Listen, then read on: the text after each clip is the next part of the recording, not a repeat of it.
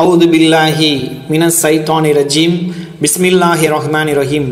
10 பெரிய உலக அழிவு அடையாளங்களுடைய வரிசையை நம்ம தொடராக பார்த்துட்டு இருக்கோம்.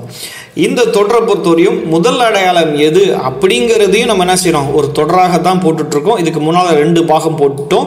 இது 3வது பாகம். முதல் அடையாளம் எதுங்கிறதுல இது 3வது பாகம். இந்த 3வது பாகத்தில் நம்ம என்ன சொல்ல வரோம் அப்படின்னு பார்த்தீங்கன்னா, நெருப்பு கிளம்புங்கிறது தான் முதல் அடையாளம் அப்படின்னு நம்ம ஒரு தீர்ப்பு இதுக்கு 2 முன்னாடி போட்ட பாகங்களை சொல்லியிருந்தோம். அதற்கு எதிராக மேற்கில் சூரியன் உதிப்பு தான் முதல் அடையாளம் அப்படிங்கிற மாதிரி சூப்பர் முஸ்லீம் முஸ்தபா அவர்கள் என்ன செஞ்சாங்க, விலக்கி ஒரு வீடியோ போட்டிருந்தாங்க. அந்த விலக்கியது சரியா அப்படிங்கிறத இந்த பாகத்தில் பார்க்க போகிறோம்.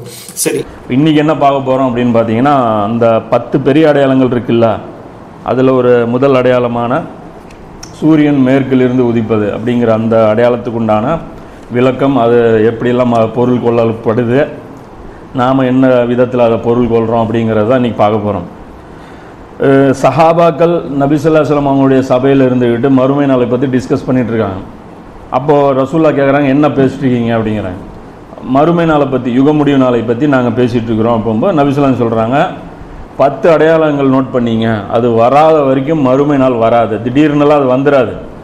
மறுமை நாளுங்கிறது திடீர்னுலாம் வந்துடாது. ஒரு 10 அடையாளம் இருக்குது, அதெல்லாம் நடந்தது பிறகு தான் பூமி அழியும் அப்படின்னு நபி ஸல்லல்லாஹு அலைஹி வஸல்லம் சொல்கிறாங்க. அதில் முதல்ல கிழக்கில் ஒரு பூகம்பம், மேற்கில் ஒரு பூகம்பம், அரபு தீபகற்பத்தில் ஒரு பூகம்பம், அப்புறம் புகை மூட்டம் 4, 5வது தஜ்ஜால், 6வது பூமியிலிருந்து ஒரு பிராணி, யாஜூஜ் மாஜூஜ் 7, 8வது சூரியன் மேற்கில் உதிப்பது, 9வது ஈசா நபி, 10வது யமனிலிருந்து கிளம்பும் ஒரு நெருப்பு மக்களை வாகனங்களில் ஏறி பயணம் புறப்பட செய்வது அப்படிங்கிறது இது ஒரு ஹதீஸ். இந்த ஹதீஸில் பார்த்தீங்க அப்படின்னா, சூரியன் மேற்கிலிருந்து உதிப்பது 8வது இடத்துல நபி ஸல்லல்லாஹு அலைஹி வஸல்லம் அவர்கள் சீக்வன்ஸ் பண்ணுறாங்க.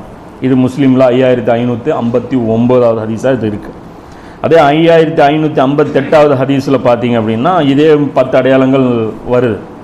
அதில் பார்த்தீங்கன்னா, ஃபஸ்ட்டு புகை மூட்டம், 2வது தஜ்ஜால், 3வது பிராணி, 4வது சூரியன் மேற்கிலிருந்து உதிப்பது, 5வது ஈசா நபி, 6வது யாஜூஜ் மாஜூஜ், 7வது 8வது 9வது 3 பூகம்பம், 10வது யமனிலிருந்து வரக்கூடிய நெருப்பு. இந்த 2லையுமே காமனாக இருக்கிறது பார்த்திங்கன்னா, யமனுடைய நெருப்பு லாஸ்ட்டில் வருது. ஃபஸ்ட்டு பார்த்திங்கன்னா எல்லாம் மற்றது எல்லாமே சீக்வன்ஸ் மாறி இருக்குது. அப்போ சூரியன் மேற்கிலிருந்து உதிப்பதுண்டு. இன்னும் நிறைய ஹதீஸ்கள் இருக்குது, எல்லாத்துலேயுமே சீக்வன்ஸும் மாறி மாறி மாறி தான் வருது. அப்போ இதில் உலமாக்களுடைய ஒருமித்த கருத்து எதுன்னா, 10 அடையாளங்களில் சீக்வன்ஸு எதுங்கிறது யாருக்குமே தெரியாது. இது அல்லாஹ்வுடைய ஒரு ஹிக்மத்தாக கூட இருக்கும், எது எப்போ வருங்கிறது. ஆனால் விஷயம் என்னென்னா, மூமின்களால் ரியலைஸ் பண்ண முடியும். ஒரு சீக்வன்ஸு இவங்க ரசூல்லா சொல்லலைனாலும் ஒரு சீக்வன்ஸு நல்லா நமக்கு சில சீக்வன்ஸு புரியும். தஜ்ஜாலுக்கு அப்புறம் தான் ஈசா நபி வரணும், அவரை கொல்றது தான் ஈசா நபி வராங்க. அப்புறம் ஈசா நபி வந்ததுக்கப்புறம் தான் யாஜூஜ் மாஜூஜ் படையெடுத்து வராங்க. அது படையெடுத்து வருதல், யாஜூஜ் மாஜூஜ் விடுவிக்கப்படுதல் கிடையாது. அப்போ அதுக்கப்புறம் தான் அந்த நிகழ்வு நடக்கும். அதுக்கு முன்னாடி மஹதி அலைஹிஸ்ஸலாம் வருவாங்க. இது ஒரு கன்ஃபார்ம் பண்ணப்பட்ட ஒரு சீக்வன்ஸ். அப்போ சீக்வன்ஸ் கன்ஃபார்ம் இல்லைங்கிறதுக்காக இந்த 2 செய்தியை நான் சொன்னேன். இப்போ பார்த்தீங்கன்னா 10 பெரிய உலக அழிவு அடையாளங்களை நம்ம வரிசைப்படுத்தியிருந்தோம். அந்த வரிசைப்படுத்துதலில் பார்த்தீங்கன்னா முதல் அடையாளம் நெருப்பு கிளம்பும் அப்படின்னு நம்ம சொல்லியிருந்தோம்.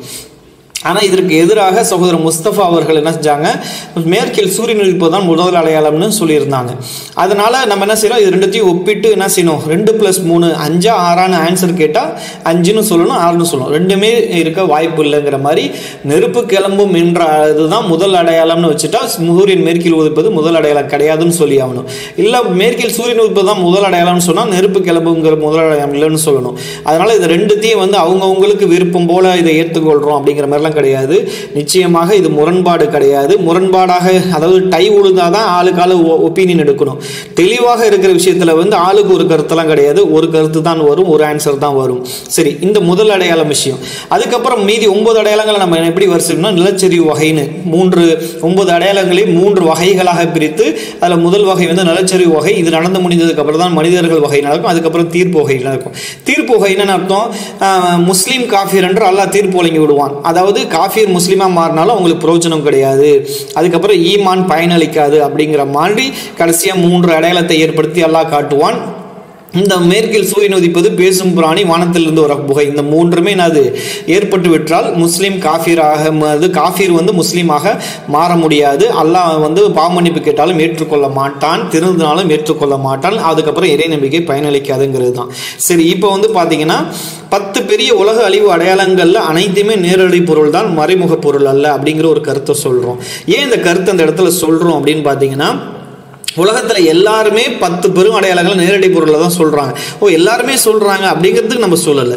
அதுமாதிரி வந்து சகோதரர் இதுக்கு எதிராக நேரடி பொருள்னு சொல்கிறாங்கல்ல, அதுக்கு எதிராக ஷேக் இம்ரான் ஹுசைன் என்ன செய்கிறாரு, மேற்கில் சூரியன் உதிப்பது என்பது நிஜமாக சூரியன் உதிப்பதல்ல, அது மேற்கத்திய கலாச்சாரம்னு ஒரு ஓமையாக சொல்லுகிறார்கள்.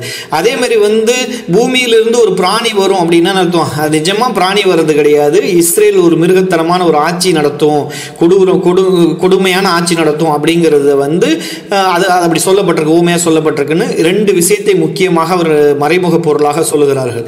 இதை ஃபாலோ பண்ணி சகோதரர் முஸ்தபா அவர்களும் ஷேக் இம்ரான் சொல்ற மாதிரி தான் நடக்கும்னு சொல்லி அங்கீகாரம் கொடுத்திருக்கிறார்கள். அப்போ அந்த 2 விஷயம் மறைமுக பொருள்னு சொல்கிறாங்க. சரி, இவங்க 2 பேரும் மறைமுக பொருள் சொல்கிறாங்கிறதுக்கு நம்ம எல்லாம் நேரடி பொருள் சொல்லணும் அப்படிங்கிற மாதிரி கிடையாது. எல்லா விஷயத்தையும் 10 பெரிய அடையாளங்களில் ஒவ்வொரு அடையாளத்தையும் நம்ம எடுத்து உலகத்தில் எல்லாரும் சொல்கிறாங்கிறது சொல்லலை, அதோடைய உண்மை, அதோடைய முகாந்திரம் பார்ப்போம். அதுக்கு முன்பின் வார்த்தைகள் அதில் இருக்கிற எல்லாத்தையுமே தெளிவாக ஆய்வு செஞ்சு இது நேரடி பொருளுக்கு தகுதி உடையதாக இருந்தால் நேரடி பொருள்னு நம்ம சொல்கிறோம், மறைமுக பொருளுக்கு தகுதி உடையதாக இருந்தால் மறைமுக பொருள்னு சொல்லுவோம். ஒழிய யாருக்கு எதிராகவும் பேசணும்னு சொல்லிட்டு பேசுறது கிடையாது. அதனால அப்படி ஆய்வு செஞ்சு பார்க்கிறப்ப 10 பெரிய அடையாளங்களுமே நேரடி பொருளாகத்தான் இருக்கிறது அப்படிங்கிறது தான் நம்மளுடைய நிலைப்பாடாக அறிவித்துக் கொள்கிறோம். சரி, இப்ப பாத்தீங்கன்னா இதுல வந்து பாத்தீங்கன்னா முக்கியமாக நம்ம விளங்கி கொள்ற சில விஷயம் இருக்குது. என்ன அப்படின்னு பார்த்தா, சிறிய அடையாளத்துக்கும் பெரிய அடையாளத்துக்கும் உள்ள வித்தியாசம் என்ன அப்படின்னு பாத்தீங்கன்னா, சிறிய அடையாளங்கள்லாம் எப்படி இருக்குன்னா, மனிதர்கள் இயற்கையாக உணர்ந்து கொள்ளும் வகையில அதிசய நிகழ்வுகள்லாம் பெருசா இருக்காது. சின்ன சின்ன முன்னேற்றம், அந்த முன்னேற்றங்கள் இருக்கும்ல. இப்ப பாத்தீங்கன்னா முன்னேற்றம்னா என்ன சொல்றது, அதாவது குடிப்பழக்கம் வந்து ஒரு தீமை ஆரம்பிக்கிறது, காலப்போக்கில் என்ன செய்யும், அதிகரிக்கும்னு சொல்லுவோம்ல, இது மாதிரி அதிகரிச்சிரும். அதே மாதிரி வந்து விபச்சாரம் காலப்போக்கில் அதிகரிக்கும். இந்த மாதிரி என்ன செய்யும், இயற்கையாக மனிதன் உணர்ந்து கொள்ளும் நிகழ்வுகளாக இருக்கும். ஆனால் பெரிய அடையாளங்கள் என்ன செய்யும், அதிசய நிகழ்வுகள் கலந்ததாக இருக்கும். உதாரணத்துக்கு பார்த்தீங்கன்னா, ஈசா நபி வானத்திலிருந்து கீழே இறங்கி வருது. ஈசா நபி வந்து கிறிஸ்தவர்களை பொறுத்தவரையும் அவர் கொல்லப்பட்டு விட்டார்கள்ங்கிறது, நம்மளை பொறுத்தவரையும் வானத்துக்கு உயர்த்திட்டார்கள். வானத்தில் போய் வாழ முடியுமா அப்படிங்கன்னா வாழ முடியுங்கிறது வந்து இறைவன் நாடுனா வாழ வைப்பான் அப்படின்னு சொல்லி அங்க வந்து அவங்க வானத்துல இருக்கிறாங்க, அவங்கள அல்லாஹ் இறக்கி விடுவான் அப்படிங்கிறது அதிசயமான நிகழ்வு. இவர்களை பார்த்த பிறகாவது காஃபிர்கள் இஸ்லாத்தை தள்ளுவணும்ல, அந்த மாதிரி இவர்களே அல்லாஹ் காட்டுகிறான், கீழே இறக்கி விட்டு பாரு, இவ்வளவு நாள் நான் வந்து வானத்துல உயிரோட வச்சிருந்து இப்ப இறக்கி விடுறேன், இப்ப கூட இவர் இறை தூதர்னு அந்த தன்மை, இவர் இறை தூதரா வந்தவர் அப்படிங்கிற ஏற்றுக்கொள்ள மாட்டீங்களா, இப்ப இஸ்லாத்தை ஏற்றுக்கொள்ள மாட்டீங்களா, அதிசயமான ஒரு நிகழ்வை காட்டுவான். அதே மாதிரி தஜ்ஜாலை அனுப்பி என்ன சோதிப்பான். அப்ப வந்து காஃபிர்கள் வந்து என்ன செய்வாங்க, காஃபிர்களுக்கு அப்ப கூட வாய்ப்பு இருக்கு, இறை நம்பிக்கை வெளிப்படுத்தினா அல்லாஹ் என்ன செய்வான், அந்த இறை நம்பிக்கை ஏற்றுக்கொள்ளுவான். தஜ்ஜாலை ஃபாலோ பண்ணா அவர்களை காஃபிர்களாக என்ன செய்வான், அல்லாஹ் வந்து நிர்ணயம் செய்வான் அப்படிங்கிறதும் இருக்கிறது. அன்னைக்கு பயன் தராதுங்கிற மாதிரி இருக்கு. அதே மாதிரி வந்து பாத்தீங்கன்னா சூரியன் மேற்கில் உதிக்கிற விஷயம் வரும். அது எதற்காக வரும், அதிசயமான நிகழ்வு. சூரியன் வந்து கிழக்கில் உதிக்கிற சூரியன் மேற்கில் உதிக்கிறதோ, இல்ல ஒரு பிராணி பூமியில வந்து அது மக்களிடத்துல பேசினால், பிராணி பேசாதுன்னு தெரியும், மக்களிடத்துல பேசினால் அது இயற்கையான விஷயம் தானே. இந்த மாதிரி விஷயங்கள் எல்லாம் அதிசய நிகழ்வுகள் எல்லாம் கலந்ததாக இருக்கும் அப்படிங்கிறது தான். அப்ப வந்து காஃபிர்களை வந்து எச்சரிக்கை விதமாகத்தான் அல்லாஹ் என்ன செய்யறான், இயற்கை விதிகளுக்கு எதிராக உள்ள அதிசயமான நிகழ்வுகளை காட்டுகிறான். எப்படி வந்து மூசா நபி வந்தப்ப கடலை பிளந்து அல்லாஹ் காட்டினானோ, அதே மாதிரி வந்து ஈசா நபிக்கு வந்து பறவையை செய்து களிமண்ணால் செய்து ஊதுறவனை காட்டணும். அதே மாதிரி இயற்கைக்கு மாற்றமான என்ன, அப்ப செயற்கையாக என்ன செய்வான் அல்லாஹ் வந்து அந்த விதிகளுக்கு எதிராக நிகழ்த்தி காட்டி, இப்ப கூட நீங்க திருந்த மாட்டீங்களான்னு பெரிய அத்தாட்சிகளை காட்டும் போது அதை போய் குயிஸ் போட்டி மாதிரி ஒளிச்சு வச்சு விடுகதை போல மறைச்சு வச்சு என்ன காட்டினால் காஃபிர்களுக்கு சுத்தமாக புரியாம போயிடும். அதனால அவங்க குரானை கூட படிக்க மாட்டாங்க. அவங்களுக்கு இப்படி காட்டுவானா, பளிச்சென்று காட்டுவான். இந்த உலகத்தை அழிப்பதற்கு முன்னால் எல்லாத்தையும் பளிச்சென்று காட்டி என்ன செய்வான், இப்ப கூட நீங்க மாற மாட்டீங்களாங்கிற மாதிரி தான் பெரிய அடையாளங்கள் இருக்கும் அப்படிங்கிறது தான் நம்முடைய கருத்து. இதை இயற்கையா நம்ம சிந்திச்சு பார்த்தாவே புரியுங்கிறது தான் நம்ம சொல்ல வர்றது. அப்ப வந்து இதுல ஏன் இந்த கருத்தை இந்த இடத்துல சொல்றோம் அப்படின்னா, எம்.கே. முஸ்தபா அவர்கள் என்ன செய்யறாரு, நம்ம பயங்கரமா ஆய்வு செய்தால்தான் அது புரிய வரும் அப்படிங்கிற மாதிரி பேசியிருப்பாங்க. 10 அடையாளங்கள்ல வந்து சூரியன் மேற்குல உதிக்கிறதுனா நீங்க நிஜமான சூரியன் பார்த்துட்டு இருக்கிறாதீங்க, அது வந்து வந்து நிஜமாக இருக்கிற மேற்கத்திய கலாச்சாரம், அதுக்கு உண்டான பின்னணி கதையெல்லாம் நிறைய தெரிஞ்சு ஆய்வு செய்தால்தான் அப்படிங்கிற மாதிரி. அப்போ வந்து இந்த மாதிரி ஆய்வு செய்கிற மாதிரி இருக்காது, எல்லாமே பளிச்சுன்னு வெளிப்படையாகவே தெரியும். வெளிப்படையாக காட்டினா தான் அது பெரிய அடையாளமாக மக்களுக்கு வந்து ஒரு சோதனையாக, மக்கள் இப்போ கூட மாற மாட்டாங்களா அப்படிங்கிறது காட்டக்கூடியதை போய் ஒளிச்சு நெளிச்சு காட்டினா, நேரடியாக காட்டினாவே இங்கே மக்கள் ஃபாலோ பண்ண மாட்டாங்கங்கிற நிலை இருக்கிறது. அப்படி ஒளிச்சு நெளிச்சு ஆராய்ச்சி பண்ணி மிகப்பெரிய விஷயமாக காட்டினா அதுபடி போய் மக்களுக்கு வந்து புரியும். அப்போ இதை வந்து காட்டுறதுல ஒரு அர்த்தமும் இல்லை அப்படிங்கிறதுனால பெரிய அடையாளங்களை இந்த உலகத்தை அழிப்பதுக்கு முன்னால் பளிச்சென்று தான் காட்டுவான் அப்படிங்கிறது இந்த இடத்துலயே நம்ம சரியாக சிந்தித்துக் கொள்ளணும் அப்படிங்கிறது தான். சரி, இப்போ கியாமத் நாளுடைய 10 அடையாளம் என்ன? யாஜூஜ் மாஜூஜ் எங்க இருந்து கொண்டாந்து எங்க ஃபிட் பண்றீங்க? 10 அடையாளம் எப்படி இருக்கும் தெரியுமா? அல்லாஹ் சொல்றான்ல. என்ன இன்னும் தெளிவா வேணுமா உங்களுக்கு? அந்த காலத்துல வந்த மாதிரியே வேணுமா? வராதுங்கிறான். 10 அடையாளமும் யோசிச்சு தான் புரியணும். பாத்தீங்கன்னா இப்போ அதுல் ஜமாத்துக்கும் சூப்பர் முஸ்லீம் சேனலுக்கும் உலக அழிவு அடையாளங்களில் முரண்பாடுகள் இருக்குது. இன்னும் சில விஷயங்களில் முரண்பாடுகள் இருக்குது. என்ன அப்படின்னு பார்த்தா, மேற்கில் சூரியன் உதிப்பது தான் முதல் அடையாளம் அப்படிங்கிறது வந்து ஏன்னா சூப்பர் முஸ்லீம் சேனலோடைய நிலைப்பாடாக இருக்கிறது. இதுவே வந்து முரண்பாடாக இருக்கிறது.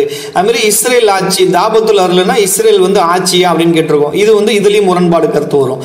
அதேமாரி வந்து பார்த்தா புகை அடையாளம் அணுகுண்டா அப்படின்னா இதுலேயும் முரண்பாடு கருத்து வரும். இன்னும் சில விஷயங்கள் என்னன்னு பார்த்தா, மதினா கீழ் இறங்கும், ஜெருசலம் மேலேறும் அப்படிங்கிறது வந்து இவங்க மெயினாக இதை வந்து டாப்பிக்காக எடுத்து இதன் அடிப்படையில் தான் ஒட்டுமொத்த அவங்க பேச்சுகளும் போயிட்டு இருக்கு. அதாவது இஸ்லாமிய ஆட்சி கீழே இறங்கும், யூதர்கள் ஆட்சி மேலே ஏறும், யூதர்கள் ஆட்சி செய்யக்கூடியவர்களாக மாறுவார்கள் அப்படின்னு இதை வச்சு பேஸ் பண்ணி தான் கொண்டு வராங்க. அந்த ஜெருசலம் மேலே ஏறுங்கிற கிரேட்டர் இஸ்ரேலை உருவாக்குவாங்க அப்படிங்கிற மாதிரி அவங்களுடைய யூகம், அதாவது யூதர்களுடைய யூகம் கற்பனைக்கு வலு சேர்க்கிற விதமாக பேசியிருக்கிறார்கள்.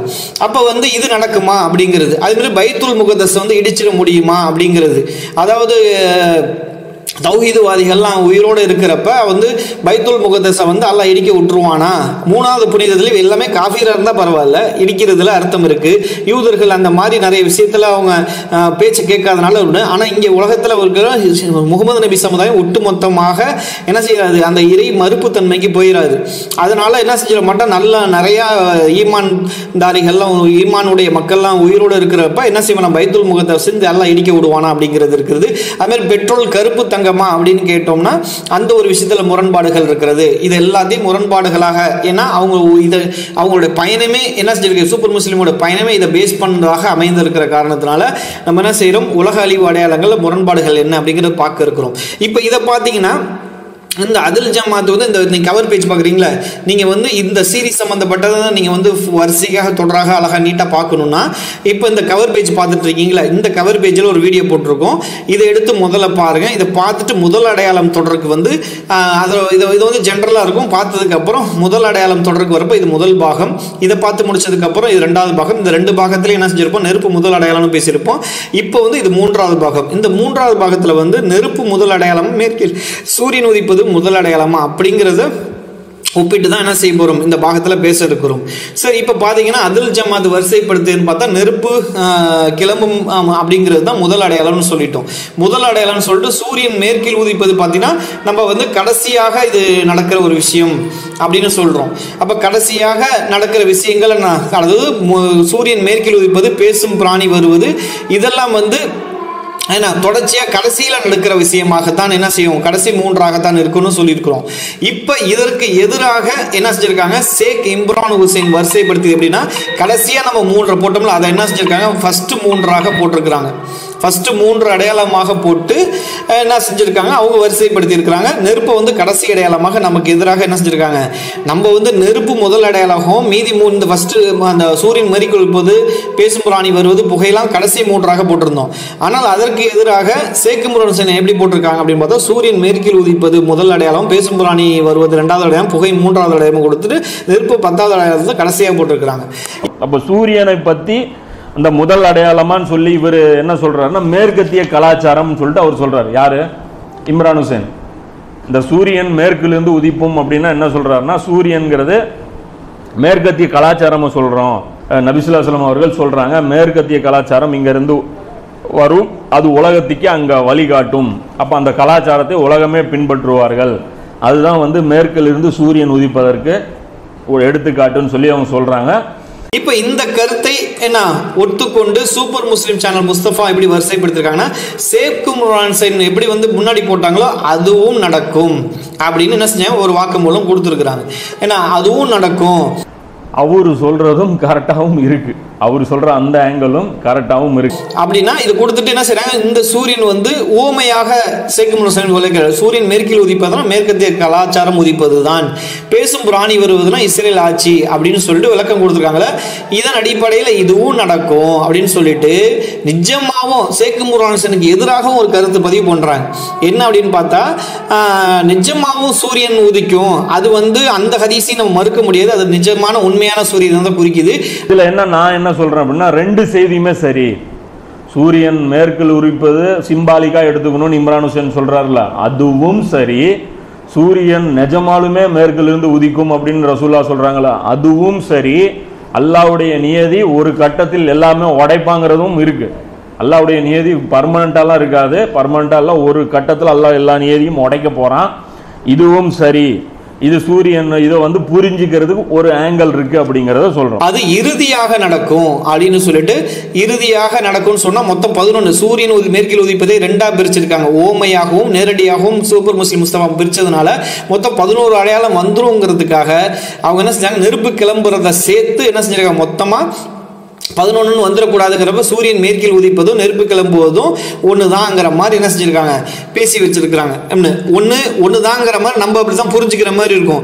இல்லைன்னா 11 அடையாளம்னு வரும். அப்ப 11 அடையாளத்தை தவிர்த்துக் கொள்வதற்கு இது ரெண்டுத்தையும் ஒன்னாகணும். ஏன்னா மேற்கில் சூரியன் உதித்ததுக்கு அப்புறம் பூமியில வந்து மிகப்பெரிய சேஞ்சஸ் ஆனோடனே அங்கங்க வெடிக்கிறப்ப முதல்ல வந்து எங்க இருக்கும், இந்த ஏமன் நாட்டில் நெருப்பு வெடிச்சு வர மாதிரி, அந்த மாதிரி புரிந்து கொள்ற அளவுக்கு தான் அவங்க என்ன செஞ்சிருக்காங்க, பேசியிருக்காங்கிறது தான். அப்ப கடைசியா ஒரு அந்த உலகம் அழிக்கப்படுற அந்த ஒரு நான் சொன்னல, அந்த நிஜமாலுமே இந்த சூரியன் இங்க இருந்து வருதுன்ட்டு அதுவும் வந்து நடக்கும். அது வந்து புகாரில பாத்தீங்கன்னா 7121, அப்புறம் புகாரில 6506, முஸ்லிம் புகாரிலே பாத்தீங்கன்னா 3199. இது முஸ்லீம்லயும் வருது, இது முஸ்லீம்ல நம்பர் வந்து நான் எடுக்கலாம். இந்த நிலவு நடக்கும்போது பாத்தீங்கன்னா இந்த ஹதீஸ்ல நபி ஸல்லல்லாஹு அலைஹி வஸல்லம் சொல்ற சீக்வன்ஸ் வேற மாதிரி இருக்கு. இதுல ரசூல்லா என்ன சொல்றாங்கன்னு பாத்தீங்கன்னா, சூரியன் மேற்கிலிருந்து உதயமாகும், அப்போது முன்பே ஈமான் கொள்ளாத அல்லது ஈமான் கொண்டும் அதை உண்மைப்படுத்தும் விதமாக நற்செயல் எதுவும் செய்யாத எந்த மனிதனுக்கும் அப்போது நம்பிக்கை பயனளிக்காது அப்படின்னு சொல்லிட்டு அடுத்த சம்பவம் சொல்றாங்க பாருங்க. அதுதான் இந்த பூமியுடைய கடைசி நாளுங்கிறது நமக்கு தெள்ள தெளிவா புரியுது. இப்ப பாத்தீங்கன்னா இதுல வந்து சூரியன் மேற்கில் உதிப்பது, பேசும் பிராணி வந்து புகை இருக்கு இல்லையா, இந்த மூன்றும் இருக்கு இல்லையா, இந்த மூன்றை வந்து அவங்க முன்னாடி கொண்டு வரதுக்கு ஒரு மெயின் ரீசன் என்னன்னா, இந்த மூன்றும் ஈமான் பயனளிக்காதுன்னு இருக்கு இல்லையா, அது ஈமான் பயனளிக்காது, தஜால் வரும்போது நேரில் வரும்போது பயனளிக்காதுங்கிறப்ப அப்ப அந்த பயனளிக்காத லிஸ்ட் என்ன செய்யறாங்க, ஈமான் பயனளிக்காத ஒன்று சேர்த்து இது இப்படித்தானே இருக்க முடியும் அப்படிங்கிறதுக்கு கொண்டு வராங்க. இந்த மூன்றுமே பயனளிக்காதுங்கிறத வந்து நம்மளும் ஒத்துக்கொள்றோம். ஆனால் அவங்க முன்னாடி கொண்டு வரதுக்கு காரணம் என்ன அப்படின்னு பார்த்தா, தஜால் நேரில் வரும்போதும் ஈமான் பயனளிக்காதுங்கிறப்ப இப்படி இருந்தால்தான் ஒரு கோர்வையாக வருங்கிற மாதிரி நசிச்சிருக்காங்க, கொண்டு வந்திருக்கிறாங்க.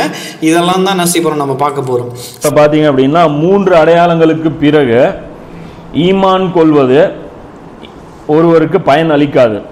யார் அதற்கு முன் ஈமான் கொண்டாரோ அல்லது அதன்படி ஈமான் கொண்டு அதன்படி நற்செயல் புரியவில்லையோ அவர்களுக்கு அந்த ஈமான் வந்து பயனளிக்காது அப்படின்னு சொல்லிட்டு 3 அடையாளங்கள் வந்து நபி ஸல்லல்லாஹு அலைஹி வஸல்லம் சொல்றாங்க. மேற்கிலிருந்து சூரியன் உதிப்பது, இதில் பாருங்க சீக்வன்ஸில் ஃபர்ஸ்ட் வந்துருச்சு. 2வது தஜ்ஜால், 3வது பூமியின் பிராணி அப்படிங்கிறது 3 அடையாளங்கள் வந்து சொல்றாங்க. இது வந்ததுன்னா ஈமான் கொண்டா ஈமான் பலன் அளிக்காது அப்படிங்கிறது இந்த ஒரு ஹதீஸ். இது மிஷ்காத்தில் 5467, முஸ்லீம்ல 158, அப்புறம் 249 இந்த இடங்கள்ல இது பதிவு செய்யப்பட்டிருக்கு. சையான ஹதீஸ் முஸ்லீம்ல இருக்கிறதுனால. சரி, இப்போ பார்த்தீங்கன்னா அப்போ வந்து அந்த மேற்கில் சூரியன் உதிப்பதுன்னா என்ன அப்படின்னு பார்த்தா மேற்கத்திய கலாச்சாரம்.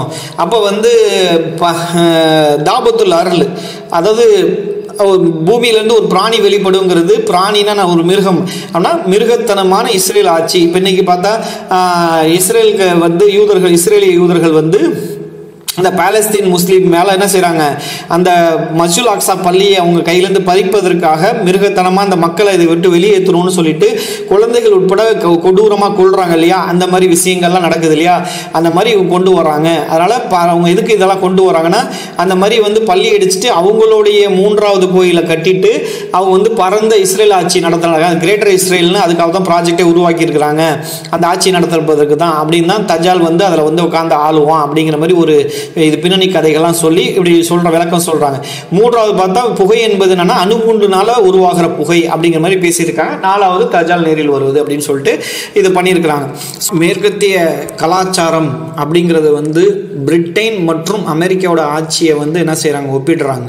மேற்கத்திய கலாச்சாரம் எப்படி உருவாக்கப்பட்டிருக்கு அப்படின்னு பார்த்தா, தஜாலுடைய முதல் நாளான பிரிட்டன் ஆட்சி மூலியமாகவும் அமெரிக்காவுடைய ஆட்சி மூலியமாகவும் நிறைவேற்றப்பட்டிருக்குது அப்படின்னு சொல்லிட்டு அதுக்கு வந்து பூமியிலிருந்து ஒரு பிராணி வர்றதுங்கிறது என்ன செய்கிறாங்க, பரந்த இஸ்ரேல் ஆட்சி கிரேட்டர் இஸ்ரேல் ப்ராஜெக்ட் மூலியமாக யூதர்கள் வந்து என்ன செய்வாங்க, ஒரு பரந்த இஸ்ரேல் ஆட்சியை ஆளுவாங்க, அதில் தஜால் ஆட்சி செய்வான் அப்படிங்கிற மாதிரி என்ன செஞ்சுருக்காங்க, ஒப்பிட்டுருக்குறாங்க.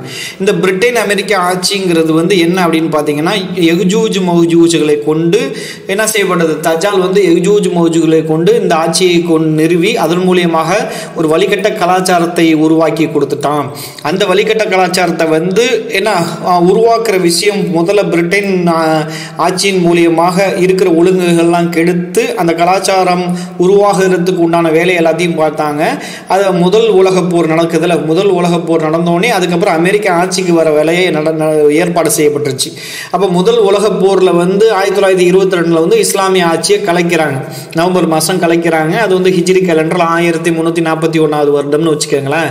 கலைச்ச பிறகு ஏன்னா அமெரிக்க ஆட்சிக்கு உண்டான ஏற்பாடுகள் அப்பையிலேருந்து ஆரம்பிக்குது. அப்பையிலேருந்து ஆரம்பித்த உடனே எப்போ வந்து அந்த கலாச்சாரத்தை வந்து எஸ்டாப்ளிஷ் பண்ணிட்டாங்க, என்ன அப்போ வந்து நிறுவிட்டாங்க. அப்போ வந்து அந்த நிறுவன பிறகு நிறுவனத்துலேருந்து நமக்கு என்ன செய்யுது, பாவமன்னிப்புடைய வாசலை அல்லாஹ் மூடிவிட்டான் அப்படின்னு சொல்லிட்டு யாரு நடுவில் குறுக்க வர்றவன் யாரு, இந்த பாய் பயலுவலா. அவங்களெல்லாம் டெக்னாலஜி வச்சு நாங்கள் தட்டுறதுக்கு எங்களுக்கு தெரியும், நாங்கள்லாம் என்ன ஆளுக தெரியுமா அப்படின்னு சொல்லி டெக்னாலஜியோட இவங்க கையில் எடுத்தாங்க பாருங்க. இந்த மேற்கத்திய கலாச்சாரத்துக்கு இவங்க சப்போர்ட் பண்ணாங்க பாருங்க. இதுதான் அவங்களுடைய தௌபா வாசல் அடைக்கப்பட்டது. இப்போ எல்லாரும் எந்த கல்ச்சரை ஃபாலோ பண்ணிட்டு இருக்காங்க? இப்போ எங்கேருந்து பூமிக்கு ஒளி கிடச்சிட்டு இருக்கு, இப்போ மேற்கிலிருந்து ஒளி வந்து கிடச்சிட்டு இருக்கு. அப்போ இந்த கல்ச்சரை யூதர்கள் ஃபாலோ பண்ணிட்டா அவங்களுக்கு தௌபாவுடைய வாசல் அடைக்கப்பட்டுருச்சு. இதிலே நம்முடைய ரோலும் இருக்கு, நமக்கும் அடைக்கப்பட்டிருக்கு வேற ஆங்கிள். யூதர்கள் எப்படி இன அழிப்புக்கு காரணமானாங்களோ அதே மாதிரி ஒரு சுலுக்கு யாருக்கு இருக்குங்கிறான். அப்போ அதே அசாப்பு நமக்கு இருக்கு. இப்போ நமக்கும் தவணை வேணும்ல, டைம் லிமிட் இருக்குல்ல, எப்போ வரைக்கும் நமக்கு லிமிட்டு, அவர்களுக்கு எப்போ வரைக்கும் லிமிட்டு. இஸ்லாமிய ஆட்சி கலைஞ்சிச்சு இல்லை, கலைஞ்சதுலேருந்து நமக்கு பாவமன்னிப்போட வாசலை மூடிட்டான். பாவமன்னிப்போட வாசல் அவங்க உடனே இந்த இடத்துல 2 விளக்கமாக முஸ்தபா கொண்டு வராங்க. என்ன அப்படின்னு பார்த்தா, சமுதாயத்துக்கென்று ஒரு பாவமன்னிப்போட வாசல்னு ஒன்று இருக்குது, தனி மனிதனுக்குன்னு இருக்குது. சமுதாயத்தோட பாவமன்னிப்போட வாசல் எல்லாம் மூடிட்டான். ஆனால் அது என்ன சமுதாயத்தோட பாவமன்னிப்போட வாசல்னு தெரியல. கியாமத் நாளுடைய 10 அடையாளம் என்ன, யாஜூஜ் மாஜூஜ் எங்க இருந்து கொண்டாந்து எங்க ஃபிட் பண்றீங்க? 10 அடையாளம் எப்படி இருக்கும் தெரியுமா? அல்லாஹ் சொல்றான்ல. என்ன இன்னும் தெளிவா வேணுமா உங்களுக்கு? அந்த காலத்தில் வந்த மாதிரியே வேணுமா? வராதுங்கிறான். 10 அடையாளமும் யோசிச்சு தான் புரியணும். கண்ணுக்கு முன்னாடிலாம் எதுவுமே தெரியாது, ஒரே ஒரு அடையாளம் மட்டும்தான் தெரியும். அல்லாஹ் மேல சத்தியம் பண்ணி சொன்னாங்களே ஈசா நபி வருவாங்கன்ட்டு, வர்றதுக்குள்ள கேம் முடிஞ்சிருக்கு. அதுக்கு முன்னாடி 150 கோடியில் ஒரு 140 கோடி அவுட்டு, உலகத்தில் இருக்கிற முக்காவாசி நாடு அவுட்டு, ஓடி ஒண்டி பொழைச்சி சோறு தண்ணி இல்லாம பொண்டாட்டி புள்ளை இழந்து நாசமா போவீங்க. அதுக்கப்புறம் அல்ல சொல்றான், நீங்களும் எதிர்பாருங்கிறான்ல. இதுதான் நடக்க போகுது. இது வரைக்கும் இந்த உம்மத்து மறுபடியும் எழுச்சி வராது. பாவ மன்னிப்புக்கான அந்த தவணை முடிஞ்சிருச்சு, கேம் ஓவர். கடந்த ஒரு நூற்றாண்டு இதற்கான தவணை, பாவ மன்னிப்புக்கான அந்த தவணை முடிஞ்சிருச்சு, கேம் ஓவர். கடந்த ஒரு நூற்றாண்டு இதற்கான தவணை, பாவ மன்னிப்புக்கான அந்த தவணை முடிஞ்சிருச்சு, கேம் ஓவர். கடந்த ஒரு நூற்றாண்டு இதற்கான தவணை. என்னுடைய பொறுத்த வரைக்கும் இல்லை, எல்லாரும் ஓவராலாக சொல்றாங்க. இந்த இக்காமத்து தீனுக்காக பாடுபட்டாங்கல்ல, புத்தகம் எழுதுனாங்கல்ல, ஜெயிலுக்கு போனாங்கல்ல, இவங்ககிட்டலாம் திட்டு வாங்கினாங்கல்ல, அவங்க எல்லாருமே சொல்லிட்டாங்க இன்னைக்கு எல்லா அமைப்புகளும் இழுத்து மூடிட்டாங்க. யூஸ்லெஸ் இந்த உம்மத்தையும் இனி எந்திரிக்க மாட்டேங்குது. என்ன அப்படின்னு பார்த்தா, சமுதாயமாக சேர்த்து பாவமன்னிப்பு என்ன கேட்கணும், இனிமேல் வந்து நம்ம வந்து எப்படி சொல்றது, நம்ம நமக்குன்னு ஒரு அல்லாஹ் என்ன செய்ய மாட்டோம், ஆட்சி நடத்துறதுக்கு வாய்ப்பளிப்பாக்க மாட்டாங்கிற மாதிரி இன்டெரக்டாக சொல்கிற மாதிரி இருக்குது. ஆனால் மெஹதி அலைஹிஸ்ஸலாம் வந்து ஆட்சியை உருவாக்குவாங்கன்னு இருக்குது. அப்போ வந்து அவங்க என்ன சொல்ல வராங்கங்கிறது இந்த இடத்துல அவங்களுக்கே ஒரு கன்ஃபியூஷனாக தான் சொல்லியிருக்கிறாங்க. என்னன்னு பார்த்தா சமுதாயத்துக்குன்ற ஒரு பாவமன்னிப்போட வாசல் இருக்குது, அதை அல்லாஹ் மூடிட்டான். இனிமேல் சமுதாயமாக சேர்ந்து நம்ம எல்லாரும் சேர்ந்து பாவமன்னி கேட்டால் அதுக்கு மன்னிக்கப்படாது அப்படிங்கிற மாதிரி. அப்படி என்ன சமுதாயத்துக்குன்னு கேட்கணும்னு தெரியல. அப்படி ஒரு வாசல் இருந்துச்சு, அதை மூடிட்டான், மூடி 100 வருஷம் ஆயிடுச்சு அப்படிங்கிறத வந்து அவங்க சொல்கிறாங்க. அதை வந்து கூட நீங்கள் என்ன செய்யுங்க, இந்த ஒரு வீடியோ கிளிப்பிங் காட்டுறோம், அதில் பாருங்கள். இப்போ இதில் பார்த்தீங்கன்னா இப்போ தௌபாவுடைய டெட்லைனு யூதர்களுக்கு அந்த மேற்கத்திய கலாச்சாரத்தை அவங்க அடாப்ட் பண்ணோன்னே முடிஞ்சிருச்சு. நமக்கு எப்போ முடிஞ்சது? நமக்கும் உம்மத்தாக இந்த உம்மத்துக்கு ஒரு சுலுக்கு இருக்குல்ல, ரசூலா சொன்னாங்களா, அரபுகளுக்கு கேடுதான், அரபுகள் முற்றிலும் அழிக்கப்படுவாங்க. ரசூலா இன்னொரு நாள் எப்படி இப்போ புரியும்? இப்போ கேம் ஓவர் ஆயிடுச்சா? இப்போ இன்னைக்கு உம்மத்து ரெடி ஆகி அரசியல் இயக்கம் ஒன்று கொண்டு வந்து மக்கள்கிட்ட போய் மீட்டிங் தெருவா போட்டு பூத் கமிட்டி வச்சு இவங்களெல்லாம் ஒத்துக்க வச்சு ஓட்டு போட வச்சு தலை சுத்துதா? முடிஞ்சு போச்சு தௌபாவுடைய வாசல். இந்த உம்மத்து அழியும். நீ உடைய தௌபாவுடைய வாசல் உம்மத்துக்காக அடைக்கப்பட்டுருச்சு. தனிநபர் தௌபா இருக்கு. தனிநபராக நாம இன்னைக்கு பாவ மன்னிப்பு கேட்கலாம் இறைவன். பார்த்துருப்பீங்க. இப்போ வந்து பார்த்தீங்கன்னா இதில் வந்து பார்த்தீங்கன்னா அப்படி ஒரு விஷயம் 100 வருஷம் ஆயிடுச்சு அப்படின்னு சொல்லப்பட்டிருக்கு. அதுக்கப்புறம் பார்த்தா இப்போ வந்து 100 வருஷம் ஆயிடுச்சு இல்லையா? இப்போ வந்து இஸ்ரேல் வந்து ஆட்சிக்கு வர பார்க்குது. இப்போ இஸ்ரேல் ஆட்சியை நிறுவுற வேலையே நடந்துகிட்டு இருக்குது. அதுக்காக தான் இஸ்ரேல்காரங்க என்ன செய்கிறாங்க, நம்மள்ட்ட இருக்கிற மஸ்ஜிதுல் அக்ஸாங்கிற அந்த பள்ளியை வந்து கைப்பற்றி அந்த இடத்த கைப்பற்றி அது கைப்பற்றணும்னா முதல்ல அங்கே இருக்கிற இஸ்லாமிய மக்கள்லாம் அந்த இடத்த விட்டு நம்ம நவுத்துனா தான் என்ன செய்ய முடியும், அந்த நாட்டை விட்டு துரத்துனா தான் என்ன செய்ய முடியும், அதை உருவாக்க முடியுங்கனால நாட்டை விட்டு துரத்துற வேலையை பண்றாங்க. அது வந்து கொடூரமாக ஒரு ஆட்சியாக இருக்கும். எப்படின்னா அவங்க நடத்தக்கூடிய விஷயம் மிருகத்தனமான ஒரு ஆட்சியா இருக்கும். அதனால தான் சின்ன பிள்ளைங்களாம் கூட பார்க்காம 4000 பேருக்கு மேல என்ன செய்ய கொல்லப்பட்டிருக்கிறார்கள் அப்படிங்கிற ஒரு விஷயத்தெல்லாம் என்ன செய்யறாங்க, அந்த அளவுக்கு அவங்க சொல்லப்படுது. அவங்க சொல்றாங்க. சொல்லி இந்த மாதிரி இதுக்கப்புறம் இஸ்ரேல் அந்த 3ஆம் கோயில் அவங்க நம்ம மஸ்ஜிதுல் அக்ஸாவை இடிச்சிட்டு 3ஆம் கோயிலை கட்டி அதுக்கப்புறம் அந்த பரந்த இஸ்ரேல் ஆட்சியை உருவாக்குவாங்க. அது வந்து தஜால் தான் ஆளுவான் அப்படிங்கிற மாதிரி ஒரு விஷயம் சொல்றாங்க. இது வேணா யூதர்களுடைய கனவா இருக்கிறான். ஆனால் அந்த கனவு வந்து நிறைவேறுமா நிறைவேறாதாங்கிறது முஸ்லீம்கள் ஜெயிப்பார்களா யூதர்கள் ஜெயிப்பார்களா, முஸ்லீம்கள் ஜெயிப்பார்கள்ங்கிற மாதிரி நமக்கு நிறைய ஹதீஸ்கள் சொல்லப்பட்டது. அதை நம்பாம யூதர்களுடைய கனவு வந்து நிஜத்துக்கு வந்து நடக்குங்கிற மாதிரி என்ன செய்யறாங்க, யூதர்களுக்கு வலுவூட்டும் விதமாக தான் என்ன செய்யறாங்க, இது வந்து என்னமோ தஜால் வந்து ஆட்சியை கண்டிப்பா செய்வாங்கிற மாதிரி அவனுடைய நம்பிக்கைக்கு வலு சேர்க்கிற மாதிரி இவங்க என்ன செய்யறாங்க, இவங்களுடைய பயான்கள்லாம் இருக்கிறது. அப்போ வந்து கிரேட்டர் இஸ்ரேல் ஆட்சி கண்டிப்பா அவனை உருவாக்கிடுவாங்க, அவன் கனவு கண்டாலும் அதனால உருவாகிரும் அப்படிங்கிற மாதிரி அவன் கனவை மெய்ப்படுத்துற விதமாக பேசி இருக்கிறாங்க. ஆனால் நமக்கு அதுக்கு எதிராகத்தான் நம்ம சொல்லப்பட்டிருக்கு. நம்ம வந்து இஸ்லாமியர்கள் தான் அதில் வெல்லுவார்கள் கைப்பற்றுவார்கள் இருக்குது. அப்படிங்கிறப்ப அதுக்கு எதிராக பள்ளிவாசல்லாம் இன்னும் மஸ்ஜிதுல் அக்ஸா பள்ளியெல்லாம் இடிச்சிட முடியுங்கிற மாதிரிலாம் என்ன செய்யறாங்க, கை வைக்கிறாங்க. எப்போ இடிக்க முடியும் அப்படின்னு பார்த்தா நம்ம இஸ்லாமியர்கள் யாருமே வந்து முஸ்லிம்களாக ஒரு தௌஹீத்வாதியா இல்லாம இருந்து இணை வைப்பாளர்களாக அதிகமான 90% மக்கள் இணை வைப்பாளராக மாறிட்டாங்கன்னா அல்லாஹ் நம்மள்ட்ட அதை பிடுங்கிறதுக்கு வாய்ப்பு இருக்கு. ஏன்னா யூதர்கள் ஒரு காலத்தில் அப்படி இருக்கிறப்ப அல்லாஹ் அவங்களே அகதியாக்கணும்.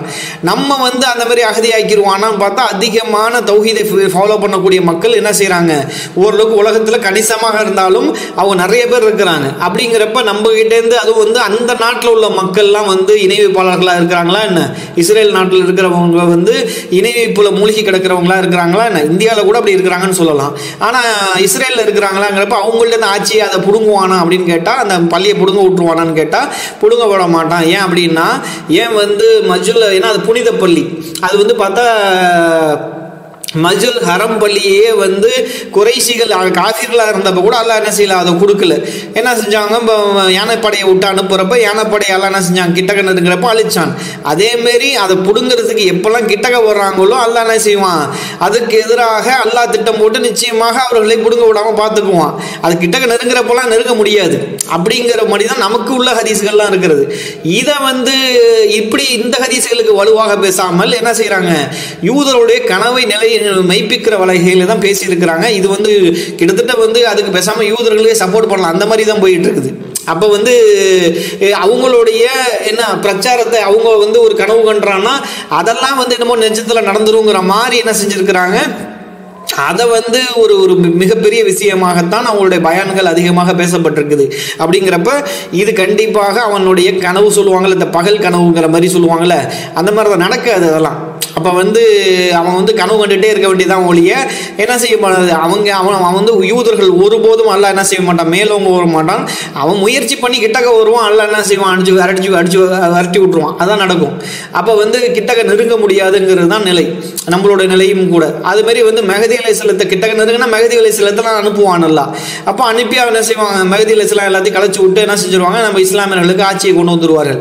இப்படி தான் நடக்கும். இப்படி தானே நம்ம வந்து சப்போர்ட் பண்ணணும். என்னமோ வந்து யூதர்களுடைய ஃபேன்ஸ் மாதிரி போயிட்டு இருக்கக்கூடாது. யூதர்கள் சொல்லுவதெல்லாம் நடக்குங்கிற மாதிரி அவன் நிறைய புருடாக தான் விடுவான். அவன் வந்து நிறைய அவனுக்கு பவர் இருக்குதோ இல்லையோ அவன் வந்து பவர் உள்ள மாதிரி ஒரு சீனை தான் போட்டுட்டு இருப்பான் ஒழிய அவங்ககிட்ட நிஜமாக உள்ளார பார்த்தா உரிச்ச வெங்காயம் மாதிரி ஒன்றும் இருக்காதுங்கிறது தான் நம்மளுடைய நிலைப்பாடு. அதனால வந்து நிறைய உலகத்தில் தௌஹீத் அடிப்படையில் உள்ள மக்கள் வந்து இருக்கிறார்கள். அப்படிங்கிறப்ப கண்டிப்பாக என்ன செய்ய முடியாது, அல்லாஹு அவர்களிடத்திலே இந்த மஸ்ஜிதுல் அக்ஸா பள்ளியை ஒப்படைக்க மாட்டான் என்பதுதான் நம்மளோட நம்பிக்கையாக வைக்கணும். எந்த ஒரு முஸ்லீமாக இருந்தாலும் அப்படித்தான் வைக்கணும். யூதர்கள் வந்து கனவு காணுவோம், அதெல்லாம் நடந்துருமா என்ன? அப்போ வந்து அதெல்லாம் நடக்காது. ஆனால் நடக்கிற மாதிரி இவங்க வந்து பேசியிருக்கிறது தான் ஆச்சரியமாக இருக்கிறது. ஆனால் யாருக்கு ஃபேன்ஸாக இருக்கிறீங்க அப்படிங்கிறது தான் ஒரு குழப்பமாக இருக்கிறது. அப்போ வந்து இந்த மாதிரி வந்து அவனால் ஆட்சி செய்ய முடியாது ஒருபோதும். அப்படிங்கிறத வந்து நம்ம என்ன செய்யணும், இந்த இடத்துல புரிந்து கொள்ளணும்.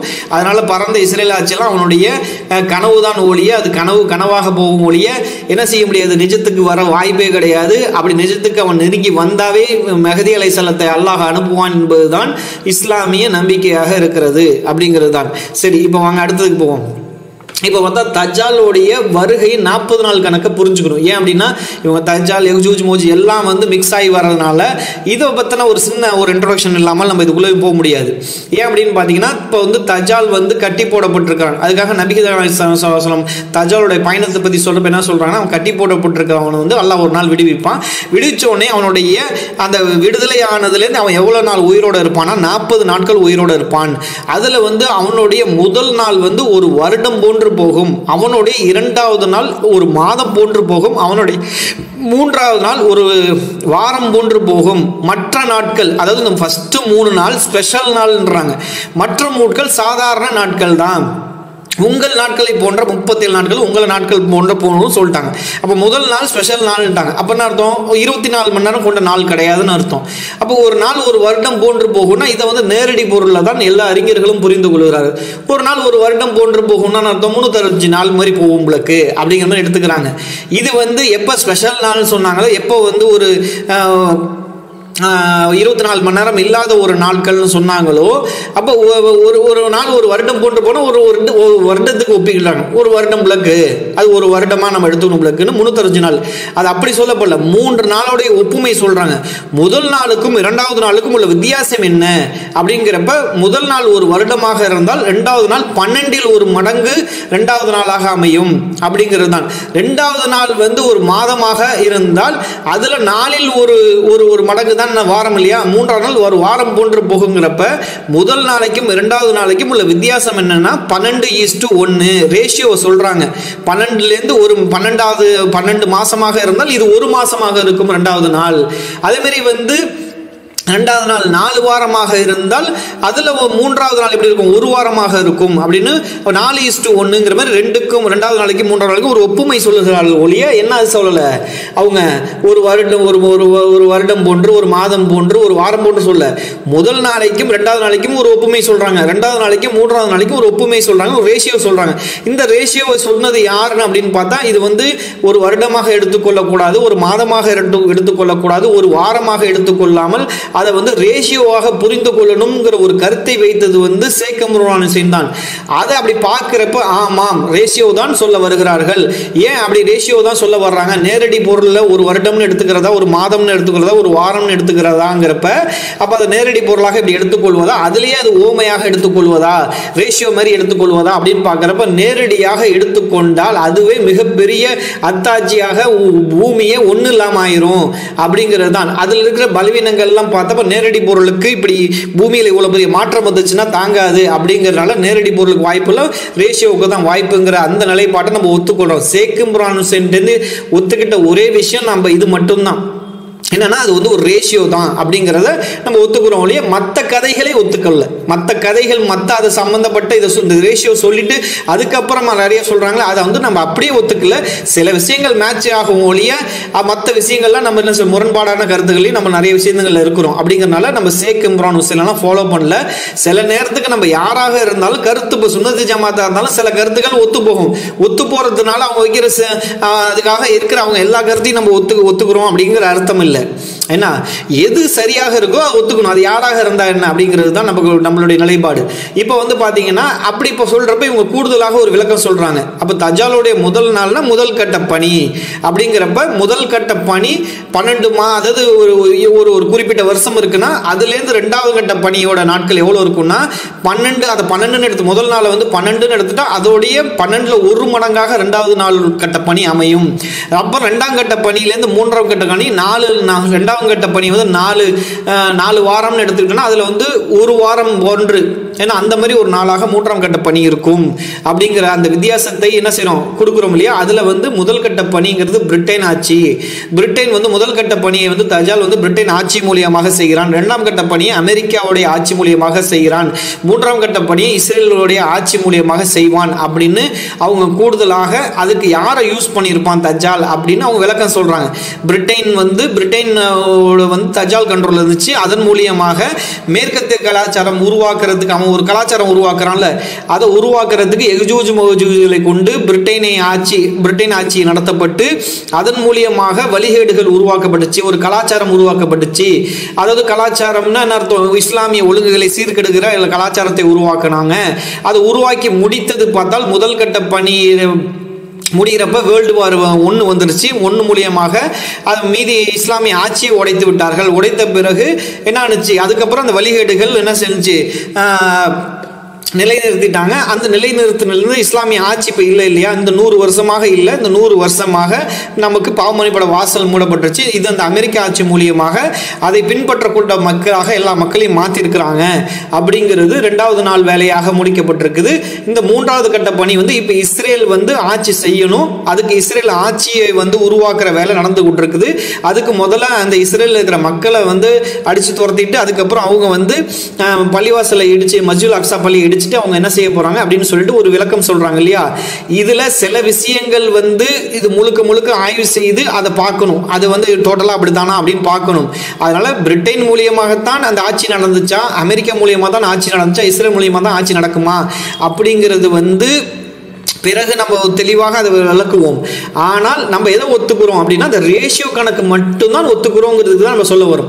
ரேஷியோ கணக்கு ஒத்துக்கிறோம். பின்னாடி இருக்கிற கான்ஸ்பிரசி தியரிஸ் ஒத்துக்கிறது வந்து சில விஷயங்களை முழுக்க நிறைய பார்க்கணும். பார்த்துட்டு தான் நம்ம செய்யணும். அதை முடிவு கூறலாம் அப்படிங்கிறது தான். அதனால நம்ம அவங்க சொல்ற எல்லா கதையும் ஒத்துக்கல. ஏன்னா என்ன செஞ்சோம் ரேஷியோவை சேக்குமுறை சென்று நாங்கள் ஒத்துக்கிட்ட ஒரு விஷயம் ரேஷியோ தான் அப்படிங்கிறது தான்.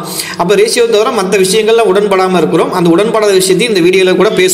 சரி, இப்போ வந்து பாத்தீங்கன்னா தஜ்ஜாலுடைய முதல் மற்றும் 1வது நாள் மற்றும் 2வது நாள் இருக்கு இல்லையா. இந்த 2வது நாள் ரெண்டுத்தின் மூலியமாக தஜ்ஜால் மேற்கத்திய கலாச்சாரத்தை உருவாக்கினா. எது மூலியமா உருவாக்கினான்னா அந்த பிரிட்டன் அமெரிக்க ஆட்சி மூலியமாக உருவாக்கினான் அப்படின்னு இங்கே வருது இல்லையா.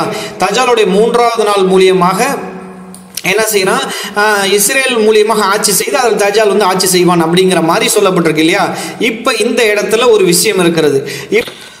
தஜ்ஜாலுக்கும் மேற்கில் சூரியன் உதிப்பதற்கும் ஏதாவது தொடர்பு இருக்குதா அப்படின்னு பார்த்தா இப்படி மேப் பண்ணி பார்த்தாவே தெரியும். சம்மந்தமே இல்லைங்கிற மாதிரியும் கொஞ்சம் புரிஞ்சுக்கலாம். எப்படின்னு பார்த்தீங்கன்னா தஜ்ஜாலுடைய 3 நாள் இருக்கு இல்லையா.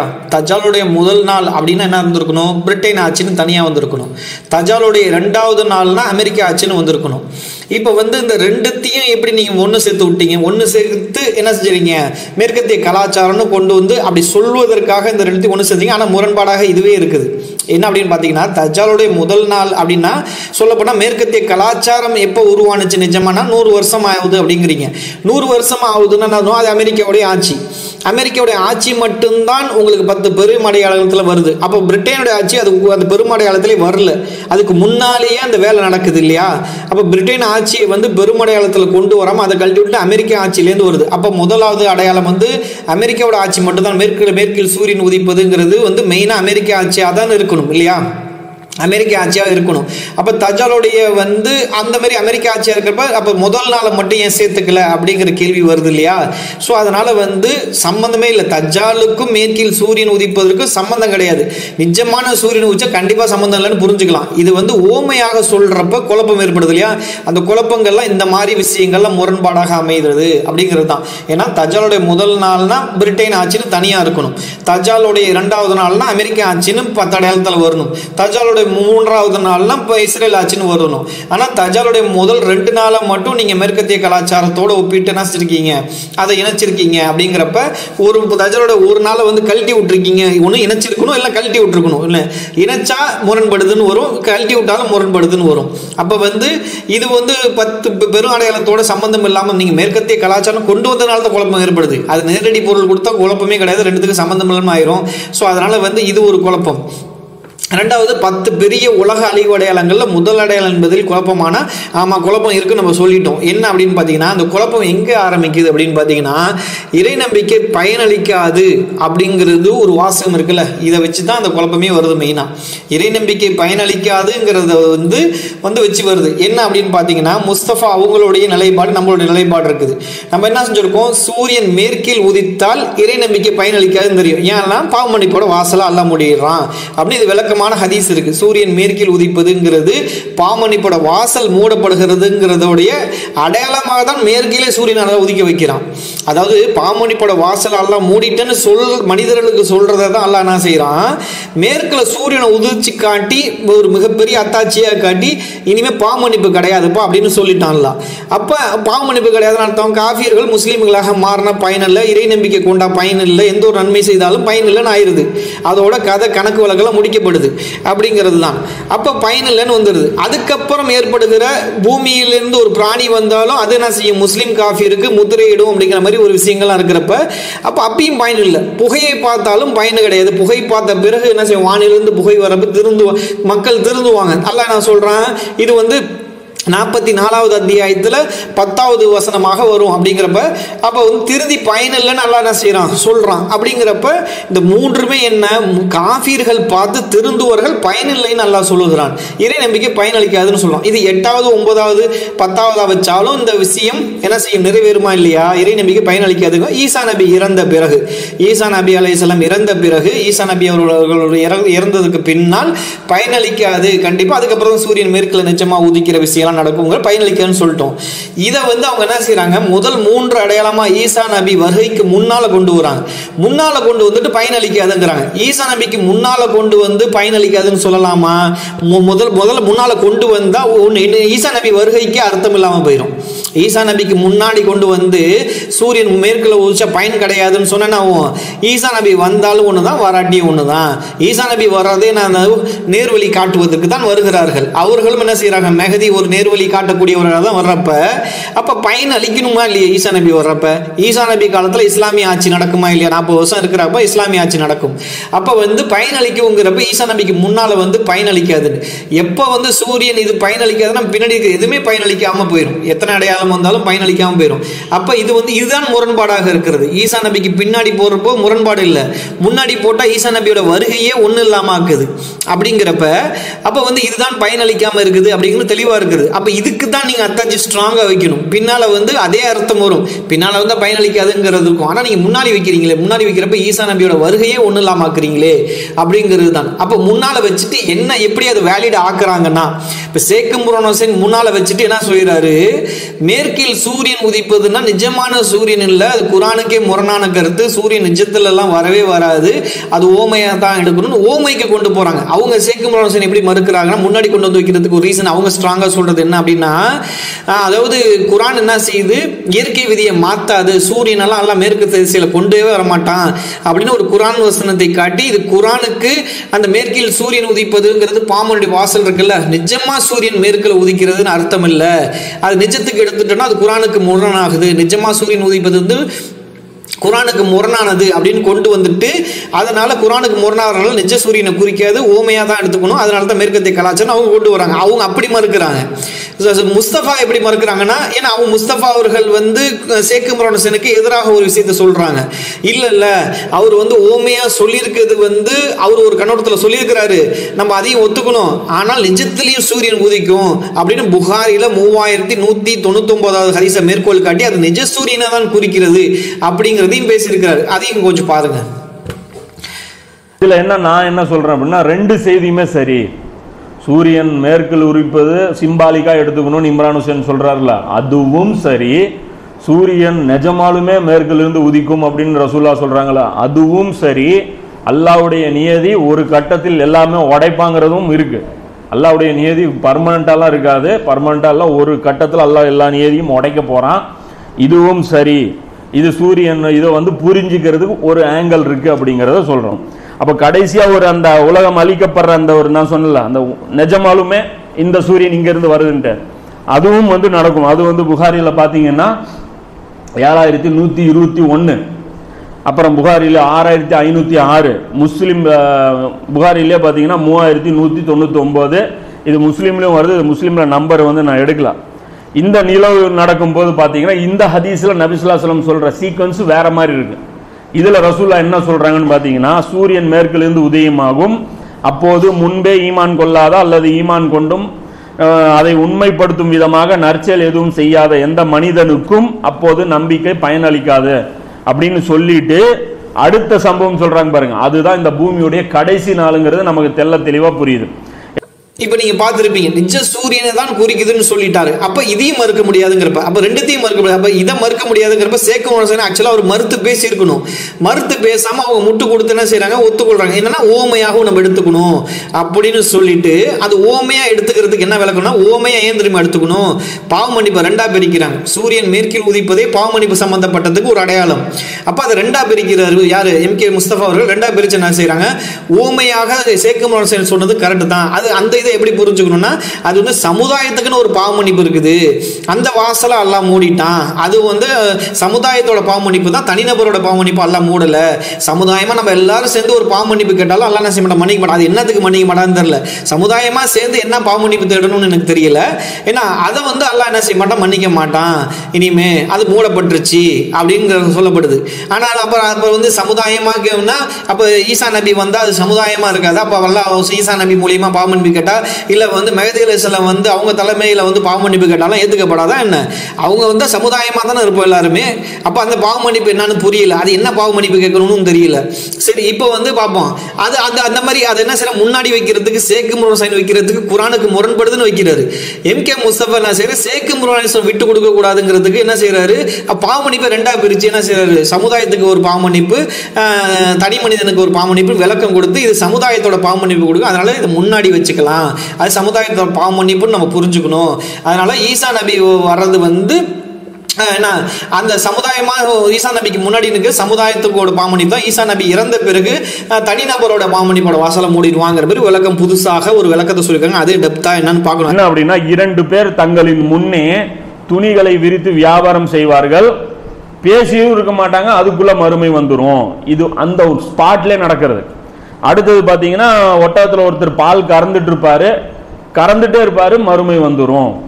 அந்த தொட்டி ஒருத்தர் சரி பண்ணிட்டே இருப்பாரு, அது பண்ணிட்டே இருப்பாரு, மறுமை வந்துருங்க. இதெல்லாம் ஒரு நாள்ல நடக்கிற நிகழ்வு இது. ஸோ அந்த நாள் இது, இந்த சூரியன் ரிவர்ஸ்ல இருந்து வர்றது எப்ப தெரியுமா நடக்கும், அது பூமியுடைய கடைசி நாள். அப்போ அந்த மேற்கத்திய கலாச்சாரம் பின்பற்றாதான் 2 சூரியன் மேற்கில் இருந்து உதிப்பதுங்கிறது ரெண்டா பிரிச்சுக்கணும். ஒரு பகுதி அந்த தௌபாவுடைய வாசல், இந்த உம்மத்துக்காக அடைக்கப்படுற அந்த வாசல் வந்து மேற்கத்திய கலாச்சாரம் என்னைக்கு சக்தி பெற்றுச்சோ, என்னைக்கு இந்த டெக்னாலஜி, ஐநா சபை, இந்த IMF, அணு ஆயுதம் இதெல்லாம் இவங்க கையில எடுத்துட்டாங்களோ, இனி நாம உம்மத்தா சேர்ந்தாலும் கிலாஃபத் கொண்டு வர முடியாதுங்கிறது அல்லாஹ் இங்க சொல்லக்கூடிய மெசேஜ். இதுதான் வந்து விஷயம். ஆனாலும் தனிநபரா நாம தௌபா செய்யலாம், அல்லாஹ்விடத்துல குற்றத்திலிருந்து நாம வந்து தப்பிக்கலாம்ங்கிறது இது ஒரு முக்கியமான விஷயம். இது அப்ப 2வது சூரியன் உதிக்கிறதுங்கிறது அது பூமியுடைய கடைசி நாள். இதிலே பாருங்க இன்னொரு விஷயமும் இருக்கு. இப்ப சூரியன் வந்து இந்த ஹதீஸ் இருக்குல்ல, இந்த ஹதீஸ் சொல்லிட்டு தான் நபி ஸல்லல்லாஹு அலைஹி வஸல்லம் என்ன ஓதுறாங்க, யாசீனுடைய 38வது சூரா ஓதுறாங்க. இப்போ அந்த 658 ஓதலை, அது வேற விஷயம். அது வந்து கிலாஃபத்து பேசுது, மிஷன்களை பேசுது, நம்ம வாய்ச்சோடால் பேசுது. நாங்கெல்லாம் நீங்கள் இவங்க பண்ணலைன்னு என்னல்ல, நாங்கள் பண்ணியிருப்போம், அதை பேசிட்டு வரும்போது சொல்கிறான்ல அந்த இடத்துல. இது வந்து சயின்ஸு பேசுது இந்த இந்த. ஆனால் ரெண்டுமே சூரியன் மேற்கிலிருந்து உதிக்கிற ஹதீஸ் தான். இந்த சயின்ஸும் ஒரு சுருக்கமாக புரிஞ்சுங்க. எப்படின்னா, இந்த கேலக்ஸி இருக்குல்ல, இப்படி இப்படி இருக்கா, பூ மாதிரி விரிஞ்சிருக்கா, இந்த உலகம் அழிகிறது எப்படி திரும்ப வரும், அந்த பூ அப்படியே ரிவர்ஸில் வரும். இந்த பூமி இப்படி பிரபஞ்சம் அப்படியே விரிவடைஞ்சிட்டே இருக்குங்க. அது புரியுமா உங்களுக்கு? கேலக்ஸி தெரியுமில்ல உனக்கு? கேலக்ஸி கொஞ்சம் கொஞ்சமாக பெருசாயிட்டே இருக்கு. இன்னும் அல்லாஹ்வுடைய படைப்பு பெருசாயிட்டே இருக்கு. அது மறுமை நாளுங்கும் போது அல்லாஹ் என்ன பண்ணுவான், வானத்தை சுருட்டுவோம்னு சொல்றான்ல குர்ஆன்ல, அது அப்படியே ரிவர்ஸ்ல கொண்டு வருவான். அப்போ ரிவர்ஸ்ல வரும்போது சூரியன் எங்க இருந்து உதிக்கும், புரியுதா? இப்போ சூரியன் பாருங்க, அந்த அந்த இது கூட நான் ஒரு வீடியோவில் போட்டிருந்தேன்ல, இந்த சூரியன் வந்து இப்படி ஓடிக்கிட்டு இருக்கும். அந்த மறுமை இந்த ஹதீஸ் இவர் பொய்யும் பாரு, யாரு டீச்சர், நம்ம பூமி சூரியன் வந்து கிழக்குலேருந்து உதிக்குது மேற்குலேருந்து உதிக்குதுன்னு ஒன்னே இவர் சொல்லுவார், சூரியன் உதிக்குதாமா, உதிக்கல அப்படிம்பாரு. சூரியன்லாம் எங்கேயும் உதிக்கல, சூரியன் மறையவும் இல்லை. அப்போ இந்த ஹதீஸ் என்னது, பொய்யே. புகாரில் இருந்தாலும் ஹதீஸு தப்பு. சூரியன் உதிக்கிறதும் இல்லை மறையிறதும் இல்லைம்பாரு. அது வந்து தவறான விளக்கம். ஏன்னா சயின்ஸ் வந்து இன்னைக்கு சயின்ஸ் வளர்ந்துருச்சு, வார்த்தைகள் விளையாட்டு விளையாடக்கூடாது. நீங்கள் நியூஸ் பேப்பரில் என்ன போடுறான், சன் ரைஸ்ன்னு தானே போடுறான், சன் செட்டுன்னு தானே போடுறான். அவனுக்கு தெரியாது அப்புறம் சூரியன் உதிக்கிறது மதிக்கிறது தானே. அவன் பூமியுடைய கணக்கு வச்சு தான் நம்ம பேசுறது. பூமியிலிருந்து பார்க்கும்போது உதிக்கிறது போன்று தோன்றுது, பூமியிலிருந்து பார்க்கும்போது மறைவது போன்று தோன்றுது. இதை வச்சு தான் ரசூலாவும் பேசுவாங்க. அப்போ அந்த சயின்ஸை வச்சு அந்த வார்த்தை விளையாட்டு வச்சுலாம் விளையாடக்கூடாது. அப்போ வெள்ளக்காரனும் அதான் போடுறான், சன் ரைஸ்ன்னு தான் போடுறான், சன் செட்டுன்னு தான் போடுறான். பூமி போச்சு, சூரியன் வந்துச்சுன்னு தான் பேசுறான். அப்போ இது எப்போ நடக்கும்னு பார்த்தீங்கன்னா, இந்த சூரியன் இப்படி ஓடிட்டு இருக்குல்ல, அது ஓடுறது அப்படியே ரிவர்ஸில் வரும். இப்போ இப்படி போயிட்டு இருக்கு, அந்த கோள்கள்லாம் இப்படி துரத்திட்டு ஓடுதுல்ல, அது ஓடுறது அப்படியே ரிவர்ஸில் வரும். கேலக்ஸி அப்படியே ரிவர்ஸில் சுற்றும், அது அப்படியே சுற்றி மறுபடியும் ஒரு புள்ளியாக மாறிடும். இப்படி தான் வந்து அல்லாஹ் வந்து அழிப்பேன்னு சொல்லி அல்லாஹ் குர்ஆனில் சொல்கிறான். வானங்களை சுருட்டுவோம்ங்கிறான், ஏடுகளை சுருட்டும் போது சுருட்டுங்கிறான். அது கேலக்ஸி அப்படியே சுருட்டிருங்கிறது தான் விஷயம். இந்த நிகழ்வை பார்த்துட்டு அந்த கடைசி நாள் பூமியில் இருக்கிறான்ல, அப்போ கடைசியாக இருக்கிறவன் எல்லாருமே கெட்டவனாக தான் இருப்பான். ஹதீஸில் வருது இல்லை, நல்லவர்கள் ஈசா நபி ஆட்சிக்கு அப்புறம் நல்லவங்க எல்லாருமே செத்துருவாங்க. அப்போ வந்து எல்லா அடையாளமும் முடிஞ்சு போயிடும். அப்போ இருக்கிற தாயெல்லாம் என்ன பேசிட்டு போயிருப்பாங்க, ஒழுங்காக திருந்திருங்க, கடைசியாக ஒரு அடையாளம் வரப்போகுது, சூரியன் மேற்குலேருந்து உதிக்கும்னு சொல்லியிருப்பாங்க. அப்போ இவனுக்கு எல்லாருமே அதை நிராகரிச்சுட்டு சுற்றிட்டு இருந்திருப்பாங்க. அப்போ இந்த நிகழ்வு நடந்த உடனே ஒட்டு மொத்தமாக இருக்கிறவங்க எல்லாரும் என்ன சொல்லுவாங்க, நாங்கள் இன்னைக்கு முஸ்லீம் ஆயிடுறோம் அப்படின்னு சொல்லுவாங்க. ஆனால் இந்த ஈமானு அப்போ அவங்களுக்கு ஏற்கப்படாது. அதற்கு முன்னாடி அவங்க திருந்திருந்தாலே ஒளியை தவிர வேற இது கிடையாது. அப்போ 2 சூரியன் உதிக்குது அப்படிங்கிற அந்த 2 விஷயமும் கரெக்டாக புரியறதுக்கு உண்டான ஒரு இது. இதில் மாற்று கருத்து இருக்கிறவங்க வச்சிக்கலாம், அது ஒரு பற்றி பிரச்சனை கிடையாது. இது நம்முடைய ஒரு கருத்து, அவ்வளோதான். இது நீங்கள் ஏற்றுக்கிட்டே ஆகணும் அப்படிங்கிறதெல்லாம் கிடையாது. அல்லாஹ் உங்களுக்கும் எனக்கும் புரியக்கூடிய பாக்கியத்தை தந்தருள்வாரனாக. வாஹிர் தவானா அல்ஹம்துலில்லாஹி ரப்பில் ஆலமீன்.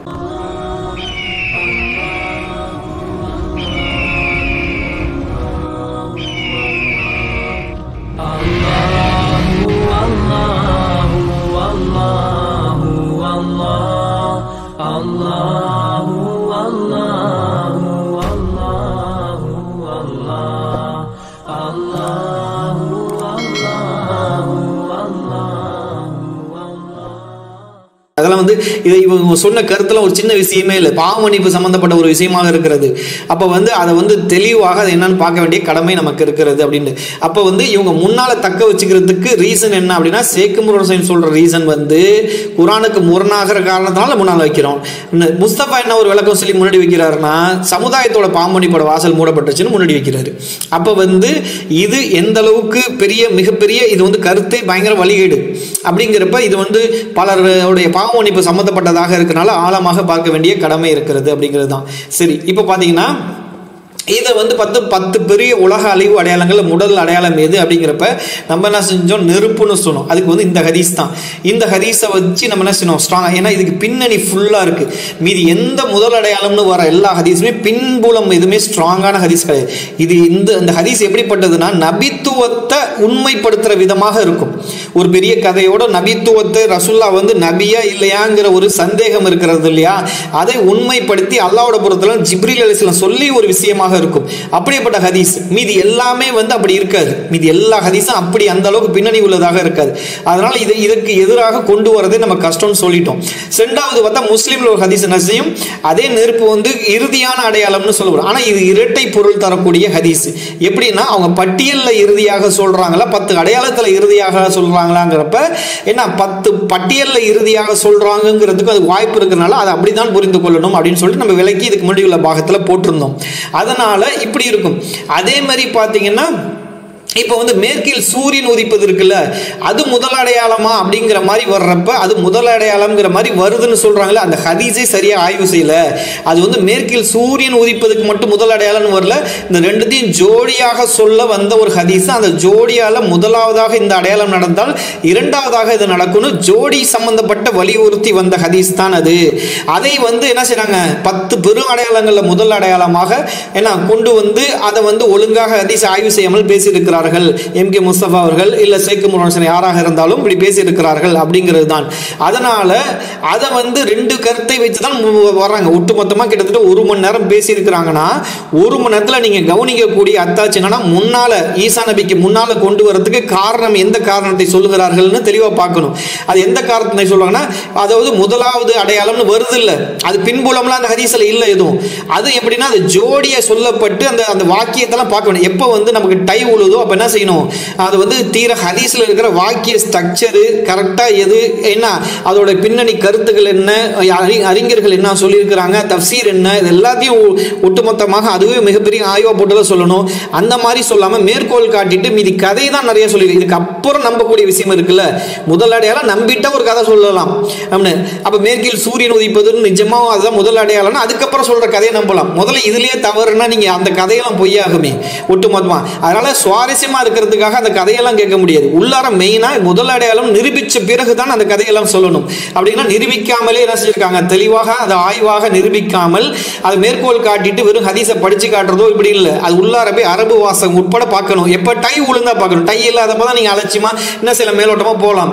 டை உளுந்துச்சு ரெண்டுத்துல ஏதாவது ஒன்ன முடிவு பண்ணணுங்கிறப்ப ஆழமாக பார்க்கிற ஒரு நிலை ஏற்படும் இல்லையா, அந்த ஆழமாக சரியாக பார்க்காமல் என்ன செஞ்சிருக்காங்க போயிருக்காங்க. அதனால நம்மளும் என்ன செய்வோம், ஆய்வோட போவோம். அப்ப என்னன்னா நீங்க வந்து சூப்பர் முஸ்லிம் சேனலோடைய அந்த வீடியோவை நம்ம என்ன செய்வோம் 1.5 மணி நேரம் கிட்டத்தட்ட இருக்கிற அந்த வீடியோவை அதில் அக்குவேறு ஆணிவரா நம்ம பார்ப்போம். பார்த்துட்டு அதுல வந்து நீங்க பார்த்தா சுவாரஸ்யத்துல மூழ்கக்கூடாது. ஒரு கதையை சொல்லும் போது அழகாக நம்ம பேசினா சில பேர் சுவாரஸ்யத்துல மூழ்கி இருப்பாங்க. ஆனால் எதை கவனிக்கணுமோ அதை கவனிக்கணும். அது உண்மை என்றால் அதுக்கப்புறம் அந்த சுவாரஸ்யத்துக்கு முக்கியம் கொடுத்து அது இருக்கிற கதையெல்லாம் நம்ம கேட்கலாம். ஒழிய முதல்ல ஆரம்பமே பொய்யா இருந்துச்சுன்னா அதுக்கு பின்னாடி எல்லாமே பொய்ன்னு வந்துடும். பொய்ன்னு இல்லை, நம்ம வேணுங்கன்னு பொய் சொல்றது இல்லை. ஆய்வு செய்ய தெரியாமல் என்ன செய்யறது, அது ஒரு நேர்மையான கண்ணோட்டத்தோட எப்படி ஆய்வு செய்யணுமோ மன இச்சைக்கு இடம் தராமல் ஆய்வு செய்யணும். அந்த மாதிரி இல்லாமல் அந்த என்ன செய்யறது ஒருதலைபட்சமாக பார்க்க விஷயம் இருக்கு இல்லையா, அது அது அந்த மாதிரி கோளாறு தான். வேணுங்கன்னு செஞ்சாங்க. இப்போ முஸ்தபா அவர்களே என்ன செய்யறாங்க, நான் வந்து இதில் இருக்கிற தவறுகள் ஏதாவது இருந்தால் நான் பின்னாடி இது என்னோட நிஜமான உண்மையான இறுதியான நிலைப்பாடு இல்லை, நான் வந்து மாத்திக்குவேன், அதுக்குண்டான காரணம் கிடைச்சா மாத்திக்குவேங்கிறாங்கல்ல, அதெல்லாம் நம்ம காரணம் சொல்லுகிறோம். இன்ஷா அல்லாஹ் அந்த காரணம் வந்து ஏற்புடையதாக இருந்தால் நீங்க மாத்திக்கொள்ளணும் இல்லையா, அந்த மாத்திக்கிற அடிப்படையில் நம்ம நம்புகிறோம், மாத்திக்கொள்வீர்கள் என்று இன்ஷா அல்லாஹ் நம்புகிறோம். இது வந்து பார்த்தீங்கன்னா 2020 ஸ்டேட்டஸ் மட்டும்தான் இது. ஏன்னா முன்னறிவிப்புகள் விஷயத்தை பொறுத்த வரைக்கும் நாளைக்கு நான் சொன்ன கருத்துக்கள் வாபஸ் கூட வாங்குறதுக்கு வாய்ப்பு இருக்குது, மாற்றி வேறு மாதிரி விளக்கம் சொல்கிறது கூட வாய்ப்பு இருக்குது. குழம்பிடாதீங்க. இது 2020 நிலவரப்படி நம்ம சொல்கிற விஷயம். மறுபடியும் வேணா ஒரு சில விஷயங்கள் வந்து புரியாது, அது ஒரு சில விஷயங்கள் வச்சு தான் நம்ம இதுதான் அப்படின்னு சொல்லி. ஏன்னா இம்ரான் ஹுசைனுடைய பயான்கள் பார்த்த வரைக்குமே அவரே அப்படி தான் பண்ணுறாரு. சஹாபாக்களும் அப்படி தான் மாற்றி தான் பேசுவாங்க. முன்னறிவிப்புகள் பொறுத்த வரைக்கும் அவ்வளோ சீக்கிரம் புரிஞ்சிடாது. சரி, இப்போ பார்த்தீங்கன்னா அந்த 1.5 மணி நேரம் வீடியோவை பார்த்தீங்கன்னா நீங்கள் 4 விஷயத்தை கூர்ந்து கவனிக்கணும். இந்த 4 தவிர மீதி கதைகள்லாம் கதைகள்லாம் எப்போ எடுப்படும், அது உண்மையினா தான் எடுப்படணும். முதல்ல ஆரம்பத்தில் வைக்கிற அத்தாட்சிகளே அதில் வீக்குனா அது எப்படி நீங்கள் கதையை அதுக்கப்புறம் நீங்கள் வந்து நம்பிக்கை கொள்ளக்கூடாதுங்கிறது தான். இப்போ பார்த்தீங்கன்னா நெருப்பு முதல் அடையாளமாக சூரியன் உதிப்பது முதல் அடையாளமான ஒப்பிட்டு பார்த்துருக்கோம்ல, இந்த நெருப்புங்கிற ஹதீஸே கொண்டு வரல. 3000 அந்த நம்ம புகாரில் எடுத்துக்காட்டோம்னா நெருப்பு முதல் அடையாளம்னு நபித்துவத்தை உண்மைப்படுத்தின அந்த ஹதீஸையே ஏன் நீங்கள் ஆய்வுக்கு எடுத்துக்கல, அதை ரெண்டுத்தையும் ஒப்பிட்டு பார்க்குறப்போ உங்கள் டை வந்திருக்கும் இல்லையா, இதை உள்ளார கொண்டு வந்தீங்கன்னாவே வேற எதுவுமே நிற்காது. அப்போ இந்த ஹதீஸே உள்ளார கொண்டு வரல, ஏன் இதை உள்ளார கொண்டு வராமல் விட்டீங்க? அப்போ இதை ஒப்பிடாமல் ஆய்வு செய்தது ஒரு முழுமையான ஆய்வாகுமா? அதனால ஆய்வுலேயே என்ன செய்யல, இதை வந்து ஒப்பிட்டு நீங்கள் முடிவெடுக்கல அப்படிங்கிறது. ரெண்டாவது வந்து சூரியன் மேற்கில் உதிப்பது முதல் அடையாளமா அப்படிங்கிற வருகிற அந்த நபி மொழிகளை முழுமையாக ஆய்வு செய்யல. என்னன்னா ஜோடியை வலியுறுத்தி வருகிற அந்த ஹதீஸை போய் என்ன செஞ்சிருக்கீங்க, அந்த ஜோடியில் முதலாவது அடையாளமாக இது நடந்தால் அது தொடர்ச்சி இன்னொரு அடையாளம் நடக்குங்கிற அந்த ஒரு வாசக அமைப்பெல்லாம் சரியாக கவனிக்கல. ஏன்னா வாசக அமைப்பெல்லாம் சரியாக கவனிக்காமல் அதோட பின்னணி ஹதீஸோடைய அந்த தொடர்லாம் இருக்குல்ல, அதெல்லாம் முழுசாக எடுத்து வைக்கணும். முழுசாக எடுத்து வச்சு நீங்கள் ஆய்வை வெளிப்படுத்திக்கணும். மேற்கோள் தான் காட்டுறீங்க, ஹதீஸோட நம்பர் சொல்கிறீங்க, படித்து காட்டுறீங்கன்னா இது வந்து டை உழுவாதப்போ ஓகே. ஆனால் டை உளுந்துருச்சுனால் நெருப்பு முதல் அடையாளமா சூரியன் முதல் அடையாளமாங்கிறப்ப அப்போ அரபு வாசகத்தெல்லாம் எடுத்து ஆய்வு செய்ய வேண்டிய கடமை இருக்கிறது அப்படிங்கிறது தான். அப்போ அதை ஆய்வை முழுமையாக செய்யலை அப்படிங்கிறதும். ரெண்டாவது சூரியன் உதித்தால் இறை நம்பிக்கை பயனளிக்காது அப்படின்னு சொல்லிட்டு தஜாலுக்கு முன்னால் பயனளிக்கும்னு பேசுறீங்க. ஆனால் தஜாலுக்கு முன்னால் தான் சூரியன் மேற்கில் உதிக்கிற ஈவெண்ட் நடக்கும். அப்படி நடக்கும்போது இறை நம்பிக்கை பயனளிக்காது முரணாக பேசி குழப்பி இருக்கீங்க அப்படிங்கிறது. ரெண்டாவது அதுக்கப்புறம் நாலாவது பார்த்தா முகமது நபி ஸல்லல்லாஹு அலைஹி வஸல்லம் சொன்ன ஹதீஸ் எல்லாம் நீங்க வந்து குழப்பங்கள் வந்து வழிகேடுகள் கலாச்சாரம் மேற்கு திசையில் தோன்றுங்கிற மாதிரி பேசுறீங்க. ஆனால் இது எதிராக குழப்பங்கள்லாம் கிழக்கு திசையில் தோன்றுங்கிற மாதிரி தான் என்ன செஞ்சிருக்காங்க, ரசூல் ஸல்லல்லாஹு அலைஹி வஸல்லம் சொன்ன ஹதீஸ்கள் எல்லாம் இருக்கிறது அப்படிங்கிறது. சூரியன் மேற்கில் உதிப்பது வந்து குர்ஆனுக்கு முரணாகிறது அப்படிங்கிற ஷேக் இம்ரான் ஹுசைன் சொன்னதை நீங்க அங்கீகாரம் கொடுத்திருக்கீங்க. இப்போ இதுல வந்து இம்ரான் ஹுசைன் என்ன பண்றாரு, அவர் என்ன விளக்கம் சொல்றாருன்னு பார்த்தீங்கன்னா அவர் வேற மாதிரி விளக்கம் சொல்றாரு. அவர் சொல்ற என்ன விளக்கம் சொல்றாருன்னா, இந்த தௌபாவுடைய வாசல் அடைக்கப்படும் இந்த மாதிரியான ஹதீஸ்கள்லாம் வருது இல்லை, அந்த ஹதீஸ்கள் ஏற்கக்கூடாது அப்படின்னு சொல்றாரு. அந்த ஹதீஸ்களை எடுத்துக்கூடாது, கணக்கில் எடுத்துக்கூடாது. ஏன்னா ஈசா நபி வருவதுக்கப்புறம் இஸ்லாம் ஏற்கப்படும் இருக்கு. அதனால் வந்து ஹதீஸ் வந்து சையாக இருந்தாலும் அதை ஏற்க வேண்டியதில்லை அப்படின்னு சொல்லிட்டு, இது சூரியன் நம்ம நேரடியாக புரிஞ்சிக்க வேண்டியதில்லை, அது மாற்று பொருள் நம்ம கொடுக்குறோம். அந்த மாற்று பொருள் அவர் ஒன்று கொடுக்குறாரு, அது என்னங்கிறது பார்ப்போம்னு சொல்லலாம். அப்போ மாற்று பொருள் வந்து அதை நான் கொடுக்குறோம், அந்த அடிப்படையில் புரிஞ்சுக்கணும் அப்படின்னு ஒன்று சொல்கிறாரு. கூடுதலாக இன்னொரு வெயிட்டான ஒரு விஷயமும் எடுத்து வைக்கிறார். என்னன்னா குர்ஆன்லேருந்து ஒரு எவிடன்ஸ் எடுத்து வைக்கிறார். என்னன்னா அல்லாஹ்வுடைய படைப்பு விதி இருக்குல்ல, அந்த ஃபிசிக்கல் ஃபினாமினா, அல்லாஹ் வந்து இந்த பூமியில் நடக்கிறதுக்காக சில விதிகள் ஏற்படுத்தியிருக்காங்க. நெருப்பு சூடும், அப்போ இந்த மாதிரியான விதிகள் வந்து மாற்ற முடியாது, அல்லாஹ் வந்து அதை மாற்ற மாட்டான் அப்படின்னு சொல்கிறாங்க. அதில் வந்து அல்லாஹ் வந்து அத்தாட்சியாக சொல்கிறான்ல, 35வது அத்தியாயத்தில் 43வது வசனத்தில் சொல்கிறான், வானம் பூமி சூரியன் கிழக்கிலிருந்து வர்றது என்னன்னு சொல்கிறான் அல்லாஹ், அத்தாட்சின்னு சொல்கிறான். சூரியனும் சந்திரனும் பூமியும் என்னோட அத்தாட்சிங்கிறான். அல்லாஹ்வின் நியதியில் எந்த ஒரு மாற்றத்தையும் நீர் எப்போதும் காண மாட்டேன்னு சொல்லி அல்லாஹ் சொல்கிறான். அல்லாஹ்வுடைய நியதி எந்த காலத்திலையும் மாறவே மாறாது அப்படின்னு சொல்லி 35வது அத்தியாயத்தில் 43வது வசனத்தில் இருக்கிறதுனால சூரியன்லாம் இப்படி வராது, அது ரசூலா சொன்னது வேற மீனிங்கு அப்படின்னு சொல்லி இவங்க அவங்களுடைய அந்த வியூ வந்து வைக்கிறாங்க. நிஜமான சூரியனை வந்து குறிக்கல ஓமைன்னு ஷேக் இம்ரான் சொல்லலாம், அதுவும் நடக்கும்ட்டு சொல்லியிருக்கீங்க. முதல்ல குர்ஆனுக்கு முதல்ல சூரியன் உதிப்பது வந்து முரணாகிறதா அப்படிங்கிறது, இயற்கை விதிக்கு குர்ஆன் அப்படியா சொல்லுது அப்படிங்கிறது ஒன்று. அதை நீங்களே மருத்துவம் பேசியிருக்கீங்க. பேசிட்டு அதை என்ன செய்றீங்க, அதையும் ஷேக் இம்ரான் முட்டு கொடுப்பதற்காக அங்கீகரிச்சுட்டு அந்த இடத்துல ரெண்டாக பிரித்து பேசுறீங்க. என்ன அப்படின்னா பாவமன்னிப்பே வந்து ரெண்டு விதமாக, சமுதாயத்துக்கென்று ஒரு பாவமன்னிப்பு இருப்பதாக சொல்லி, அது மாதிரி தனின மனிதனுக்கு பாவமன்னிப்பு இருப்பதாக சொல்லி குர்ஆன் வசனங்களை மேற்கோள் காட்டி பேசியிருக்கீங்க. உண்மையிலே குர்ஆன்ல மேற்கோள் வந்து சமுதாயத்துக்குன்னு பாவமன்னிப்போட வாசல் இருக்கிற மாதிரி பேசியிருக்க காரணத்தினால நம்ம என்ன செய்யறோம், குர்ஆன் வந்து அப்படி சொல்லலை, குர்ஆன்ல இருக்கிற அந்த வசனங்களே தப்பா புரிஞ்சிருக்கீங்க அப்படிங்கிறத வந்து நம்ம சுட்டி காட்டுற விதமாக என்ன செய்ய போறோம், அதோடைய அத்தாட்சிகள்லாம் என்ன செய்ய போறோம், காட்ட போறோம். அதனால வந்து பாத்தீங்கன்னா அது சம்பந்தப்பட்ட விஷயங்கள்லாம் நம்ம வந்து நிறைய பேச வேண்டியது இருக்கு. இந்த மாதிரி நிறைய அது துல்லியமாக பார்க்க வேண்டியது இருக்குது. அவங்களுடைய பேசியிருக்கிற அவங்களுடைய முழு வீடியோக்களுடைய அந்த ஒன்று விடாம அந்த அத்தாட்சிகள் எல்லாம் வந்து நம்ம காட்டி சமுதாயத்தோட பாவமன்னிப்போட வாசல் அப்படி ஒன்று இருக்குதா அப்படிங்கிறதெல்லாம் வந்து பார்க்க வேண்டியது இருக்குது. நிறைய இது மாதிரி டோட்டலாக தொடர் அந்த 1.5 மணி நேரம் வீடியோ நம்ம என்ன செய்ய போகிறோம், ஒரு 10 நிமிஷமாக எடுத்து அதுக்கு பின்னணி வந்து அவங்க பேசினோடனே அது பின்னணி கதையும் சொல்லி இதெல்லாம் இப்படி தானான்னு சொல்லி விளக்க போகிறோம் இல்லையா. இதுக்கு முன்னாடி இதுக்கு பின்னாடி தொடர்ச்சியாக நிறைய வீடியோஸ் இருக்குது. இது சம்பந்த முதல் அடையாளம் எதுங்கிறதுக்கே வீடியோஸ் இருக்குது. ஏன்னா பேசிக்கல் இதுலேயே தப்பு பண்ணோம்னா அப்போ எல்லாத்துலேயும் தப்பு பண்ணுற மாதிரி இருக்கும். அதனால் இது வந்து தனிநபரை வந்து நம்ம ஏதோ தாக்கி பேசணுங்கிறதுக்கு பேசல. ஒரு சில விஷயங்கள் எப்படின்னா சமுதாயத்தை குழப்பிடும். சமுதாயத்தில் வந்து இப்போ 2+3ன்னா 6 ஆன்சர் கரெக்டுன்னெலாம் போக முடியாது. நம்ம வந்து 5 தான் ஆன்சர்னு உறுதியாக சொல்லி தான் ஆகணும். அது வந்து ஷேக் இம்ரான் ஹுசைன் எதிராக பேசணுங்கிற அந்த மனநிலையிலையோ இல்லை MK முஸ்தபா அவர்களுக்கு எதிராக பேசணும் மனநிலையோ இல்லை. இல்லை, இதோடைய நேர்மையான கண்ணோட்டத்தை ஆய்வு. ஏன்னா தனிநபர் வந்து நம்ம விமர்சனம் வந்து நம்ம பெருசாக பண்ண மாட்டோம். ஒன்று கருத்துனா கருத்தியல் ரீதியாக மோதுறது மட்டும், கருத்தியல் ரீதியாக எடுத்து வைக்கிறது தான். அதுவும் வந்து பாரபட்சம் ஒரு ஆள் வந்து ஒரு விஷயத்தில் தப்பு பண்ணால் ஒன்று எல்லா விஷயத்திலும் தப்பு பண்ணுவாங்க அப்படிங்கிறதையும் வர மாட்டோம். ஒவ்வொரு கருத்துக்கும் தனி ஸ்டேட்டஸ் தான் சொல்லுவோம். அந்த அடிப்படையில் முரண்படுறதுனால மக்கள்கிட்ட குழப்பம் இருக்கிறதுனால அதிகமான மக்களும் இதை நம்பிக்கொண்டு இருக்கிற காரணத்தினால தான் என்ன செய்யப்படுது, நம்ம இதை வந்து இவ்வளோ தூரம் விளக்க வேண்டியது இருக்குது. ஒழிய தனிநபருடைய எந்த ஒரு பர்சனலாக அவங்கள விமர்சனம் செய்கிறதோ இல்லை வந்து நமக்கு தேவையில்லாத விஷயம், இதெல்லாம் வந்து நன்மையை இழக்கக்கூடிய காரியங்கள். அதனால் நம்ம என்ன செய்ய மாட்டோம், அதுமாரி செய்ய மாட்டோம். முதல் அடையாளம் எது அப்படிங்கிறதுனா அதில் என்ன தப்பு பண்ணியிருக்கீங்களோ அந்த தப்பை தான் நம்ம என்ன செய்வோம், சுட்டி காட்டுவோம். நீங்களும் அந்த திருத்தி கொள்கிற விஷயத்தில் ஒரு யதார்த்தமாக எல்லாருமே என்ன செய்வாங்க, திருத்தி கொள்ள மாட்டார்கள், சும்மா சொல்லுவார்கள் ஒழிய என்ன செய்ய மாட்டாங்க, சுட்டி காட்டினா திருத்தி கொள்ள மாட்டாமல் அதை சமாளிச்சுட்டு தான் உட்காந்துருப்பாங்க. ஏன்னா நம்ம இதை வந்து அல்ல இடத்துல மறுமை குற்றமான செயல்கள் இதெல்லாம். அதனால் வந்து சில விஷயங்கள்லாம் தெளிவாக சொல்லப்பட்டுச்சு, நாம இதில் தப்பு இருக்கா தப்புன்னு போக வேண்டியதுதான். மனுஷன் இப்போ நாங்களாம் தப்பே செய்ய மாட்டோம்னு சொல்ல முடியும். அதனால வந்து அல்லாஹ் நாடினா தான் நேர்வழியில் மெயின்டைன் பண்ணிட்டே இருக்க முடியும். அதனால வந்து உங்களையும் இல்லை அல்லாஹ் வந்து உங்களையும் என்னையும் நேர்வழியில் செலுத்துவானாக என்று துவா கேட்டவனாக என்ன செய்கிறோம், நம்ம வந்து இந்த விஷயத்தை டாப்பிக்கை முடிக்கிறோம். முடிச்சுட்டு இதுக்கப்புறம் தொடர்பு போடுவோம். சரி, அது மாதிரி அதாவது நீதம் யூடியூப் சேனல் பார்வையாளருக்கு என்னன்னா 10 பெரிய அடையாளங்களுடைய கோர்வை என்னதான் நம்ம வீடியோவில் சொன்னாலும் சின்ன சின்ன நெருடல்கள், சில புரிதல் தன்மையில் வித்தியாசம் இருக்கும் இல்லையா. அதனால அந்த மாதிரி உள்ளவங்களாம் வாங்க நேரில் உட்காந்து நம்ம கலந்துரையாடல் பெருசாக செய்வோம் அப்படின்னு சொல்லியிருந்தோம். அது விருப்பத்தை தெரிவிக்கணும், இந்த வாட்ஸ்அப் நம்பருக்கு அனுப்புங்க. மார்க்க விளக்கம் மற்றும் தீர்வுக்கான ஒரு அழைப்பை வந்து நம்ம கொடுக்குறோம். அதுமாதிரி இந்த பணிக்கு நன்கொடை கொடுக்குறவங்க இந்த பேங்க் அட்ரஸ்க்கு இந்த பேங்க் அட்ரஸ்க்கு உங்களுடைய நன்கொடை அனுப்புவீங்க. அதுமாதிரி மற்ற தொடர்புக்கு மற்ற கேள்வி சந்தேகங்களுக்கு இந்த வாட்ஸ்அப் நம்பருக்கு நீங்கள் என்ன செய்யுங்க, தொடர்பு பண்ணி கேட்கலாம். அதுமாதிரி யூடியூப் சேனலில் சர்ச் பாரில் போய் அதில் நம்முடைய அடிச்சிங்கன்னா என்ன செய்யும், நம்ம சேனல் வரும். அந்த சேனல் வீடியோஸ்லாம் பார்க்க விரும்ப அதை போய் பார்த்துக்கலாம். இன்ஷால்லா வந்து என்ன செய்யுங்க, நீங்கள் சப்ஸ்கிரைப் பண்ணுங்கள். சப்ஸ்கிரைப் பண்ணால் தான் இதுக்கப்புறம் நிறைய தொடர்பு போடுறதா சொல்கிறோம்.